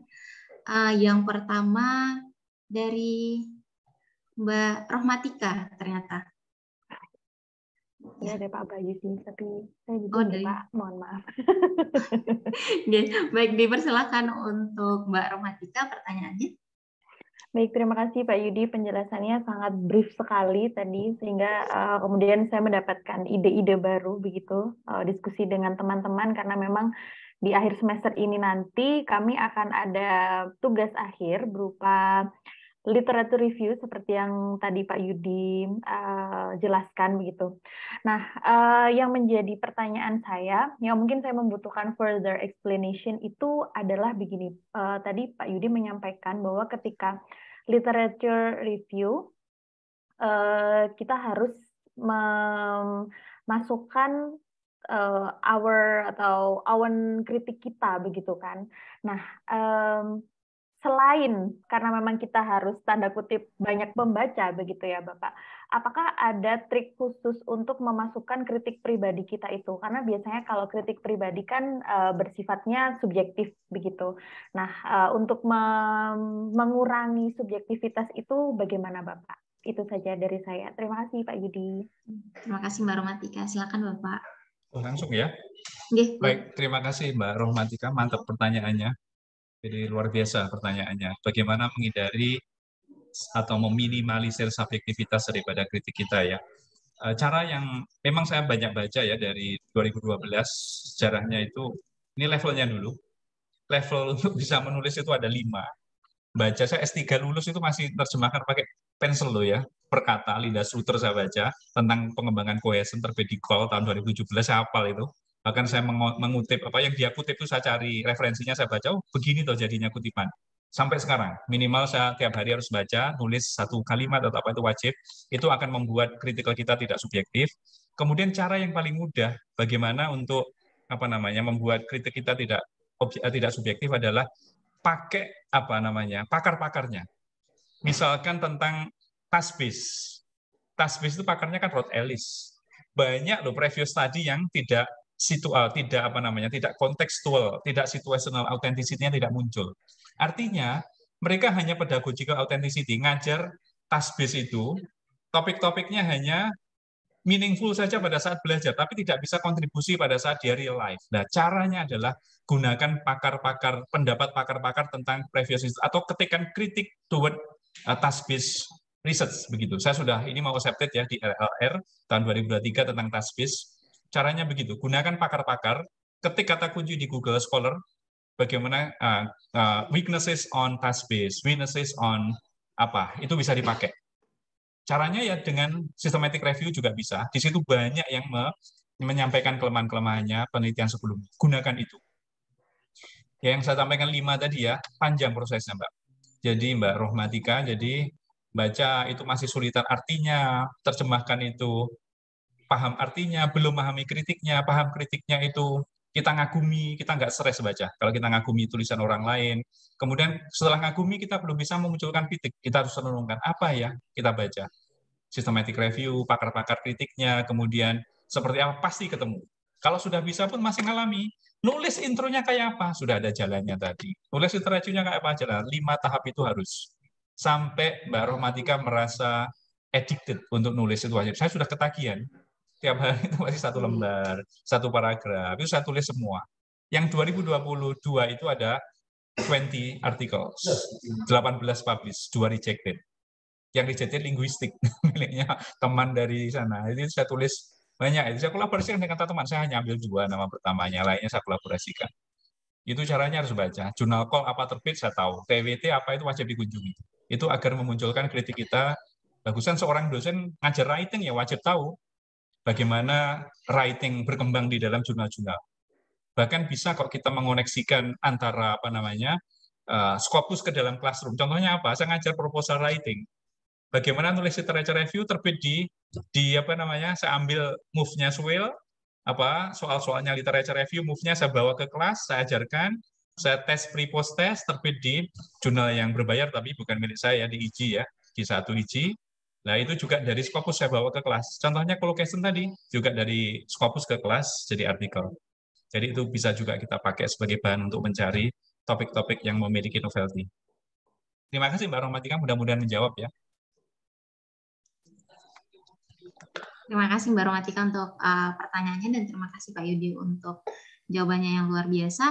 Kita lanjut kepada pertanyaan kedua, ini dari Pak Bayu, silakan Bapak dipersilakan.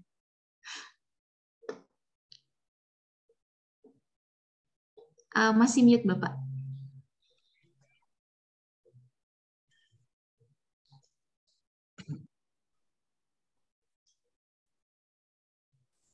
Baik, terima kasih.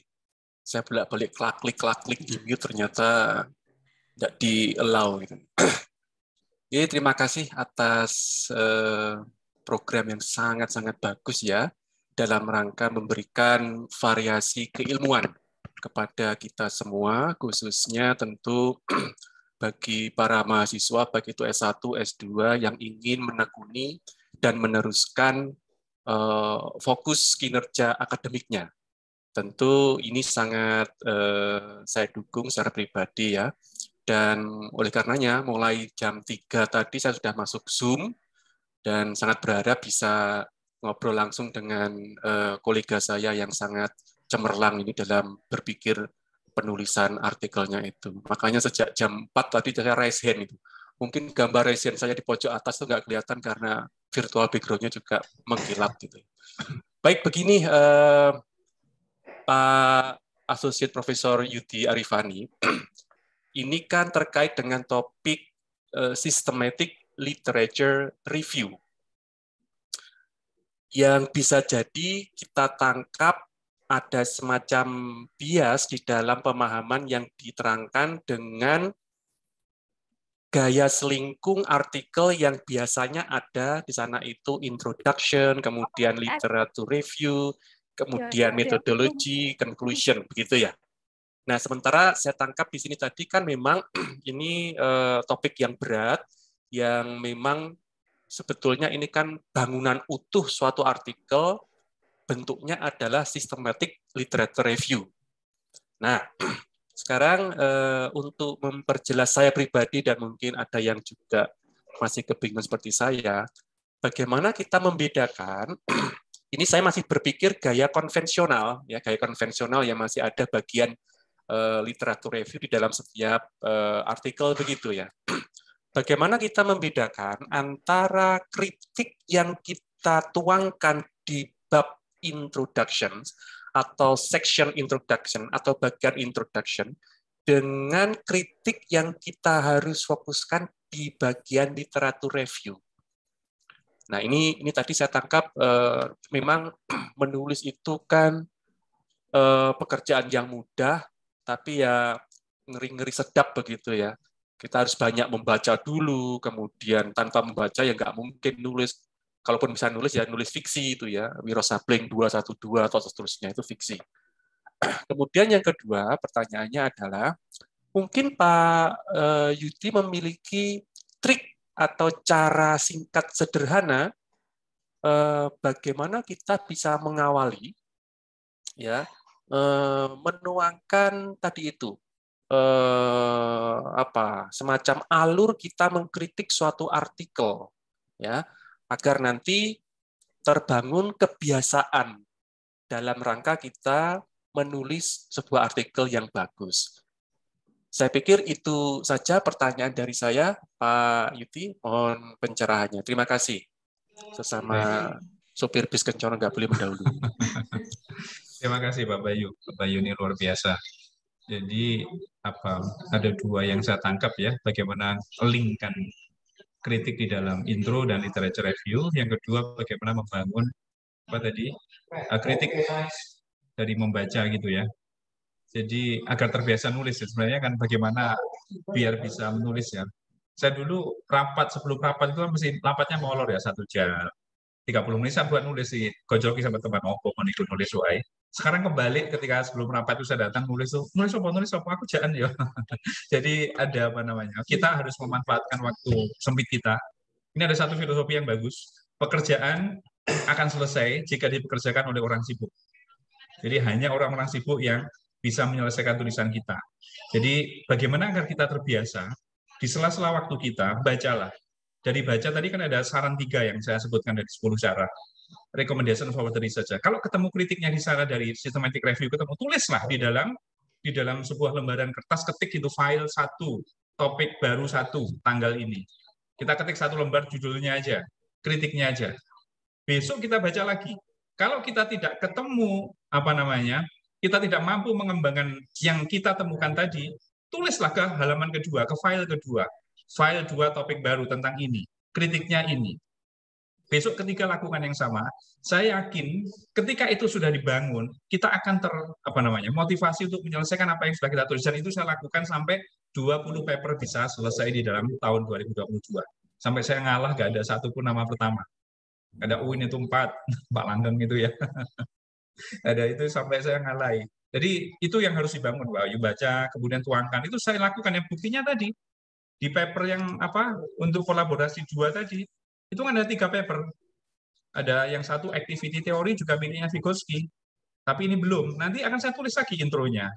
Kemudian saya tulis lagi, ini saya lanjutkan, ini masih belum tuntas tentang kolaborasi. Itu yang saya lakukan. Jadi pas nganggur itu saya baca sambil makan siang, sambil ngobrol browsing, ketemu ini, saya tulis 1 kalimat. Besok saya tulis, akhirnya selesailah paper ini. Jadi kalau berat nulis 3 minggu, ngebleng sakit kita. Kalau kita mau santai, ya itu kita lakukan tiap hari, kita target 1 kalimat, 2 kalimat. Seperti itu caranya. Dan itu saya lakukan dari awal ya, sehingga tidak berat. Tiba-tiba jadi banyak. Itu harus kita mulai dari sekarang. Ada yang seperti ini. Nanti 3 ini pasti selesai. Cek aja nanti. Pasti ada yang publish. Narrative inquiry juga ada yang publish ya. Di call IJ ya, tentang itu. Hanya 2 orang pengalaman becoming call itu. Mungkin itu Pak Bayu, agar kita semangat. Terus yang kedua, yang ngelingkan dengan kritik tadi, sebenarnya itu bukan hanya mengelingkan, tapi kritik yang ada di intro itu perlu dijabarkan. Jadi biar organisasinya utuh ya. Yang kita tuangkan di sini itu harus kita uraikan di literature review per kritik. Kemudian di akhir, dari sekian kritik tadi, maka muncullah topik baru kita yang kontribusinya akan muncul. Nah, itu wajib, bahasa kasarnya begitu. Kasarnya. Itu sebenarnya penjabaran daripada intro. Nah, banyak orang yang terpisah, literature review ngomong B, intro ngomong A, kita mau kemana? Nah, itu yang bahaya, yang tidak nyambung. Oke.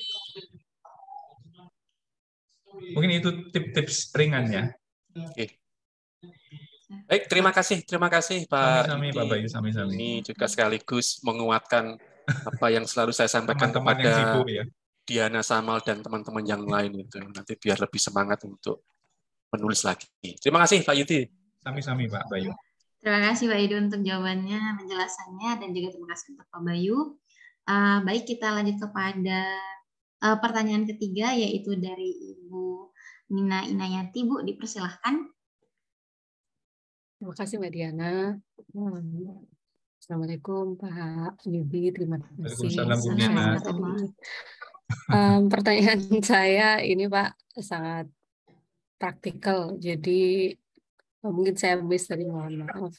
Apa ada ini Pak tips untuk time frame dari paper-paper yang dikritik tadi, dari contohnya Pak Yudi kan ada 10 tahun terakhir misalnya, apa biasanya seperti itu, atau ada titik tertentu yang mungkin bukan waktu, mungkin topiknya itu berkembang sejak kapan atau seperti apa gitu ya, dari pengalaman Pak Yudi seperti apa. Sama yang kedua, pertanyaan praktis yang kedua, apa ada rule of thumbs untuk ini Pak, paper yang direview itu misalnya minimal berapa atau bahkan maksimum seperti apa? Iya, rule of thumbs untuk papernya yang dikritik ada berapa, atau semunculnya asalkan di time frame ini, seperti itu. Dan yang terakhir, mohon maaf, ada 3 pertanyaan praktikal Pak. Untuk saya beberapa kali membaca itu ada systematic literature review itu yang memakai semacam software tertentu untuk membantu di analisis, misalnya Sitespace, FastViewer, atau semacamnya itu. Iya, betul. Menurut jenengan, apakah penggunaan software semacam itu menambahkan ini added value untuk nilai jual paper kita atau seperti apa? Iya. Publish Paris, kemudian FastViewer itu ya, Mendeley. Iya. Ya, itu Pak Dayat yang ahlinya itu, teman. Oke, sip.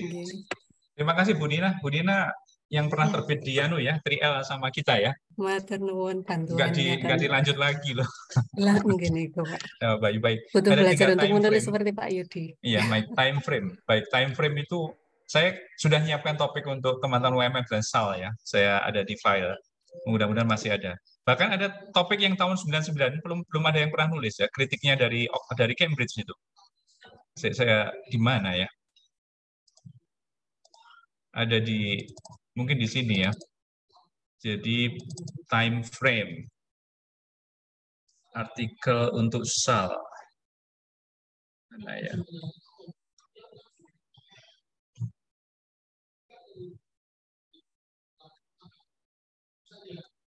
Artikel SAC, saya taruh di mana? Belum ketemu, nanti saya berikan gambar ya, SAC. Sebentar, kok nggak ada ya? Nomor 26, Pak. Nomor? 26. Oh, ini ya.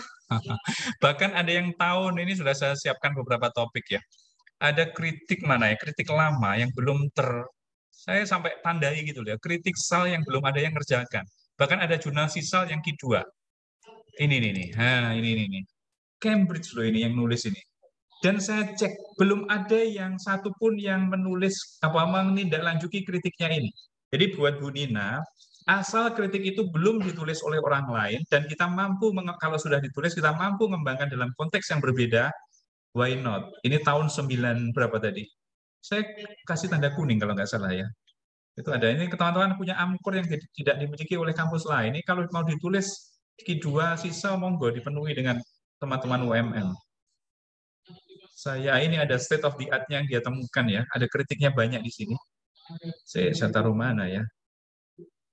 Ini sudah review Unoy, tapi ada kebaruannya. Oh, tidak saya kasih kuning kemarin.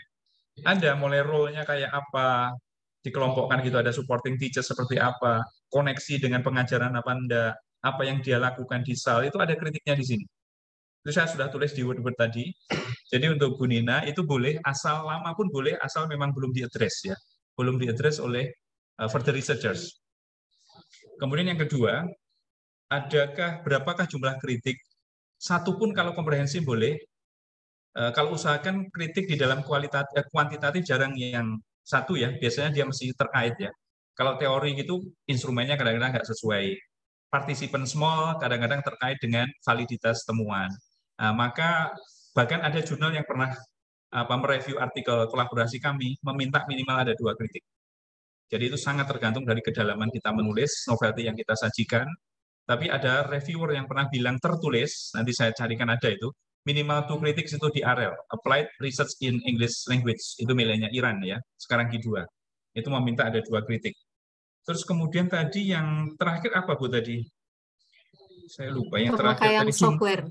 Oh, software ya betul, itu sangat bisa. Cuman prosesnya agak lama dan itu bagus, banyak yang nampilkan force viewer yang pakai kayak bintang kayak kembang api yang meletus itu loh ya, yang arah-arah itu bagus. Pakai force viewer itu tapi harus download dulu. Kadang-kadang akses yang tertutup itu yang nggak bisa kita masuki ya, itu harus meminta tolong teman-teman yang studi di luar negeri untuk dikumpulkan.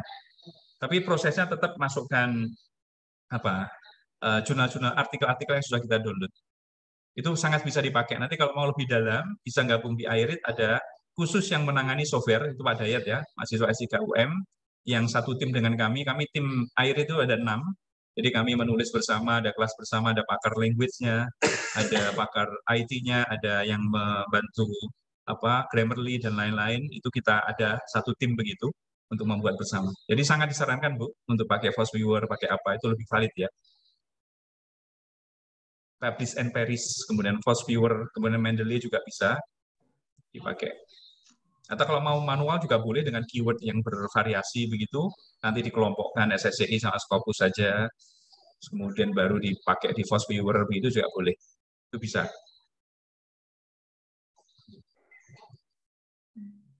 Sudah Pak? Sami-sami Ibu.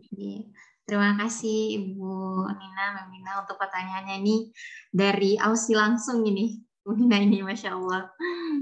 Baik, kita lanjut kepada pertanyaan selanjutnya. Ini pertanyaan selanjutnya kita ambil dari chat box ya Pak.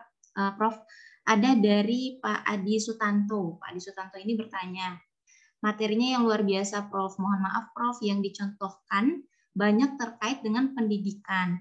Kami dari komunitas peternakan, bisa diberikan gambaran mungkin Prof bagaimana kami bisa memulai?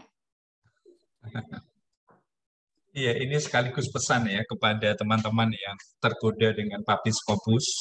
Jadi kalau jurusan peternakan, misalkan sulit menulis Scopus, belajar aja lah. Ditolak nggak apa-apa. Kita baca di Google Scholar topik apa yang tren, data apa yang dipunyai, sebenarnya sama alurnya ya. Saya pernah membantu ekonomi ya, punya Estesia itu, Bu Rektornya Bu Fajrik, Dr. Fajrik Asik itu, tentang apa, mengkritik salah satu apa acceptance of apa ini namanya cash apa electronic money, e-money. Itu kebanyakan peneliti sebelumnya pakai U-Taut model. Bagaimana kalau kita kritik instrumennya? Tapi ternyata teman-temannya nggak kuat. Saya ladeni hari Jumat itu, saya suruh nyari referensi nggak kuat. Ini pesannya adalah apa kepada teman-teman, jangan percaya kalau ada yang menawari saya peternakan dikerjakan oleh orang bahasa Inggris terus sampai jadi itu, yang bisa adalah kita membantu alurnya, Bu. Jadi alurnya adalah Bapak Ibu peternakan, bacalah jurnal-jurnal di bidang peternakan yang populer, yang sangat bereputasi, temukan dari saran penelitian sebelumnya atau referensi, kemudian di tren apa lihat trennya, apa yang cocok datanya dengan jenengan, tambahkan kebaruan di sana. Itulah yang saya sarankan. Jadi hati-hati dengan tawaran-tawaran yang berbayar mahal, itu tidak mungkin lah, sulitnya seperti ini di dalam menulis itu. Jadi saya hanya bisa menyarankan move-nya, ikuti alurnya, bahwa di dalam menulis bidang apapun, novelty wajib ada, dan novelty itu munculnya dari mereview previous studies tentang di bidang peternakan tadi. Jadi harus dikumpulkan, kelompokkan, pasti akan kelihatan trennya. Gunakan Google Translate untuk melihat bahasa Indonesianya, begitu ya. Itu jadi tidak bisa spesifik untuk bisa topik apa yang tren, kita harus lihat di Google Scholar, jurnal-jurnal peternakan yang dibahas apa. Itu harus paham sebagai seorang dosen di bidang peternakan, kelompokkan jurnal-jurnalnya, baru kita diskusi, oh ini betul nggak artikel ini kurang, ada kritiknya enggak? Itu yang kita bantu untuk tolong Bu tambahi ini Bu. Nah, itu yang kita bisa berikan masukan. Baik, terima kasih Bapak. Mungkin dari Adi Sutanto sudah terjawab, G. Kita lanjut kepada Prof. Terima kasih. Kita lanjut kepada pertanyaan kedua. Ini dari Bu Karmila. Oh iya, Bu Karmila Unhas. Hasanuddin ya, Makassar. Ya, benar. Sebentar Bapak. Bu Karmila Unhas ini bertanya, mana ya tadi tuh? Ada di chat box Q&A, Mbak Diana. Oh iya, maaf. Baik, Bu Karmila Unhas ini bertanya, bagus sekali penjelasannya, Prof. Sangat praktis dan insya Allah dapat langsung diterapkan. Saya ingin menanyakan terkait artikel yang direview, mungkin perlu diseleksi apakah cukup berkualitas untuk dimasukkan dalam review. Bila perlu diseleksi, kriteria apa yang perlu kita gunakan? Baik Bu Karmila, terima kasih pertanyaannya. Jadi ini posisi sebagai editor ya. Saya memposisikan sebagai editor di screening awal. Jadi screening awal itu tetap yang kita cari utama adalah novelty. Kalau novelty itu ada, artinya ada kontribusi keilmuan di bidang yang kita geluti ada, maka biasanya artikel itu tidak akan di-reject, tapi diminta untuk formatting yang sesuai dan lain. Jadi kriteria awal tetap pada novelty. Kalau tidak percaya, sampai ke TESOL IJ, 1 hari akan reject. Keras, sampai namanya Thomas Robb, apa editor in chief-nya itu. Your article is relevant to be published in local journal. Dia kejam kalau artikel Anda nggak layak di ini ke local journal. Itu kalau mau mendapatkan masukan yang bagus. Kemudian JLE sama, JLE itu language education itu juga 1 hari 2 hari dia reject kalau artikelnya tidak ada novelty. Jadi walaupun sebagus apa formatnya, sebagus apa sesuai template apa tidak, kalau tidak ada novelty pasti itu di-reject. Itu langkah awal. Kemudian kalau sudah ada novelty semua, kita sebagai copy editor itu akan mengirimkan ke editor. Kemudian memberikan ke reviewer, kita nanti mereview apakah ini reject apa enggak. Kalau ada konflik beda review, kita akan menindaklanjuti, disuruh untuk menengahi apakah ini accepted atau tidak. Itu yang kita lakukan di Call IJ sebagai editor ya. Jadi tetap pada novelty yang menjadi utama. Oke. Baik, terima kasih Bapak. Mungkin sudah terjawab nih Bu Siti Fatmah. Dan kita lanjut kepada pertanyaan terakhir. Ini Bapak dari dari Bu Karmila Unhas, maaf. Kami lanjut kepada pertanyaan terakhir. Ini dari Bu Siti Fatmah. Mungkin mau langsung Siti Fatonah. Mungkin bisa langsung disampaikan, Di. Terima kasih Bu Diana, maaf mengganti nama. Terima kasih Pak Yudi atas waktu yang diberikan kepada saya.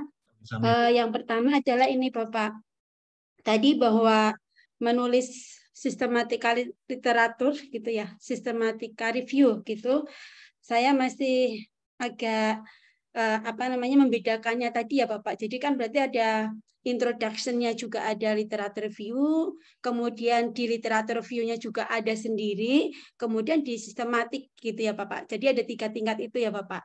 Itu yang pertama. Kemudian yang artinya berarti masing-masing itu ibaratnya di intro sedikit, kemudian nanti di literatur review-nya ada kaitannya lagi, kemudian nanti di sistematik review-nya yang setelah metodologi berarti kan di pembahasannya gitu ya Bapak, isinya nyambung lagi gitu ya. Nah ini mohon saran untuk membaginya seperti apa. Kemudian yang kedua ini Bapak, dari mana kita mengambil referensi-referensi tadi ya, kalau Bapak tadi menyampaikan di recommendation atau limitation gitu. Nah, kalau misalnya kita mengambilnya di introduction-nya gitu Bapak, kan kadang juga ada ya ungkapan dari penulis itu di introduction-nya Bapak. Nah, itu apakah bisa kita ambil, apa kita tetap tadi seperti saran dari Bapak, fokusnya di recommendation atau limitation-nya, seperti itu. Nah, kemudian yang terakhir Bapak, sepertinya tadi Bapak menyusun ada dari tahun berapa sampai berapa gitu, bisa ketemu gitu ya Bapak. Nah, mohon kiatnya untuk menemukan itu seperti apa Bapak. Terima kasih. Baik, terima kasih Bu Siti. Mohon maaf, dari mana Bu Siti? Oh, ya.